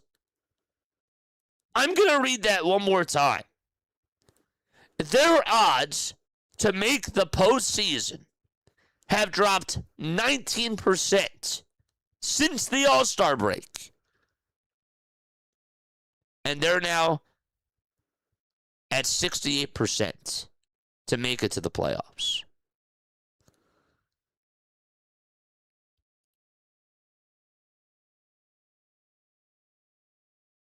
Arraez, before he had the hit, 0 for 15 since the last 3 games. Something that he hasn't done since August of 2021.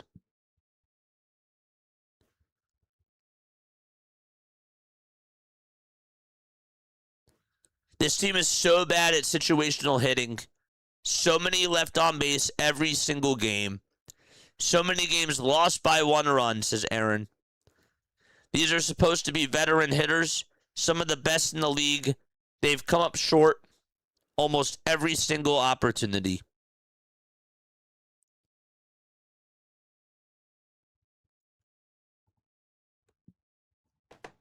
That's where we stand. There's the 2026 Philadelphia Phillies for you. I'm going to read some comments, and that's going to wrap it up for me. I'm not taking any phone calls today. I'm sorry. I'm going to get off in about 5 minutes or so. But I just wanted to come on here and just give you all my thoughts. Yeah. We got to start looking at everybody else that's higher up in the front office. It's time to do that. It's time to do that. We will get fleeced in the offseason. We got the Flying Hawaiian, nobody like Ron Howard. Actor. Cut Orion Kirkering. Yeah, who's the bullpen manager of the team? I don't even know. Bullpen. Who's the bullpen coach of the Philadelphia Phillies? Cesar Ramos. What do these guys do? What do these guys do? Phillies' fate is in the hands of a 24-year-old pitcher painter who needs to be an all-star. And isn't that sad, Jim? Isn't that sad? Because that's not fair, A. And B, before he got sent down, I mean, he's been pitching great ever since then.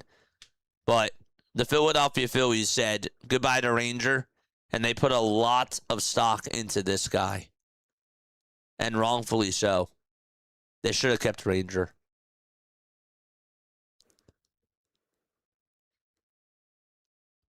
The Phillies are just an extension of the MLB PR team at this point, between hosting the All-Star game and the Field of Dreams game.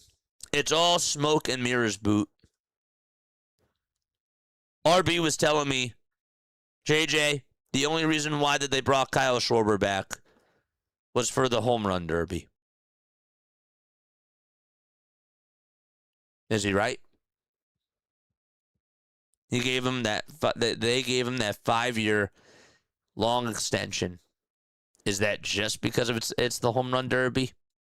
I'll let you answer that. But that's what he said to me heading on into the season. Let me know what you guys think down below. Bryce Harper still calling himself showman. The biggest red flag for this team. Who is the leader of the clubhouse? Will no one step up and straighten these guys out? Closed door meetings, fix it. It's not just a Bryce Harper thing, Sonic. We've been going around in circles with all this stuff for weeks and weeks and weeks. It's time to look at upper management. It's time to look at everybody that's upstairs. It's not just the players on the field. And I'm not letting them off the hook. We got to take a look at the bigger problem. And now the bigger problem, which has been the bigger problem, and we haven't necessarily peeled it out of the closet. We haven't taken that skeleton out of the closet. It is upper management. And it's everybody that's in charge of the scouting department. It's everybody that's in charge of, making moves for this team. The financial advisors, all those people, the analytics team, those people are also a part of the problem too. It's an organizational issue. Not saying that you're wrong about Bryce Harper, but it's a deeper problem than just that.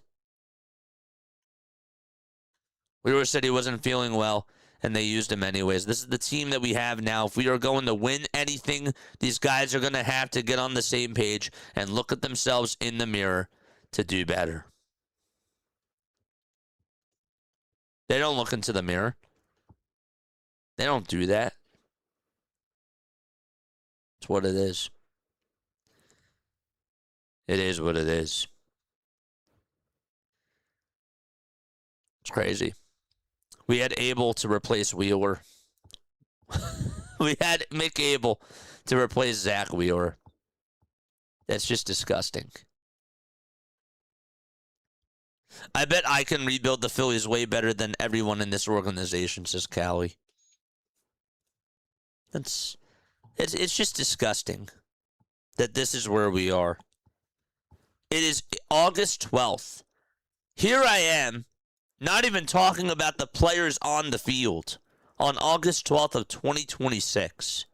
And I am talking about the organization as a whole. I'm getting into every single department that is supposed to help improve the team.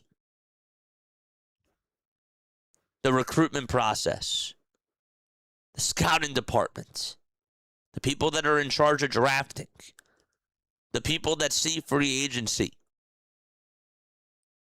the GM, the president of baseball operations, the medical staff, even they have had their issues. It's true. It's absolutely true. Yeah. It's crazy. Anyhow. All right. I love you guys very, very much. And that is going to wrap it up for me. All right. I love you all. I'll be back on tomorrow night. We'll be doing the Field of Dreams game. That should be a lot of fun, at least from a baseball perspective. But we'll be back on for that tomorrow night. I do want to make sure that we redirect over to our next person, as it is 5:15 p.m. Eastern time. Let's do that now. Tomorrow, Aaron Nola is going to pitch in the Field of Dreams game. They take on the Minnesota Twins. The game will begin at 7:30. Again, I want to make sure that I mention this. The game is on Netflix. If you guys know people who don't have Netflix that won't be able to watch the game, you better tell them about who Play-by-Play with JJ is. You got to tell them. I want other people that aren't able to watch the game to be able to come on here and have access to at least something, at least some sort of play-by-play. I don't like it when people would just scoreboard watch. Scoreboard watching is not fun. I mean, some people like it, and that's up to them. But I know other people would rather hear the game and watch the scoreboard too. So make sure that you tell them about us. I want to make sure that I get that through everybody's head. All right. Who shall we redirect ourselves over to? We'll redirect ourselves over to Sinbin. He is on right now. He's doing the Rays versus the A's game. All right.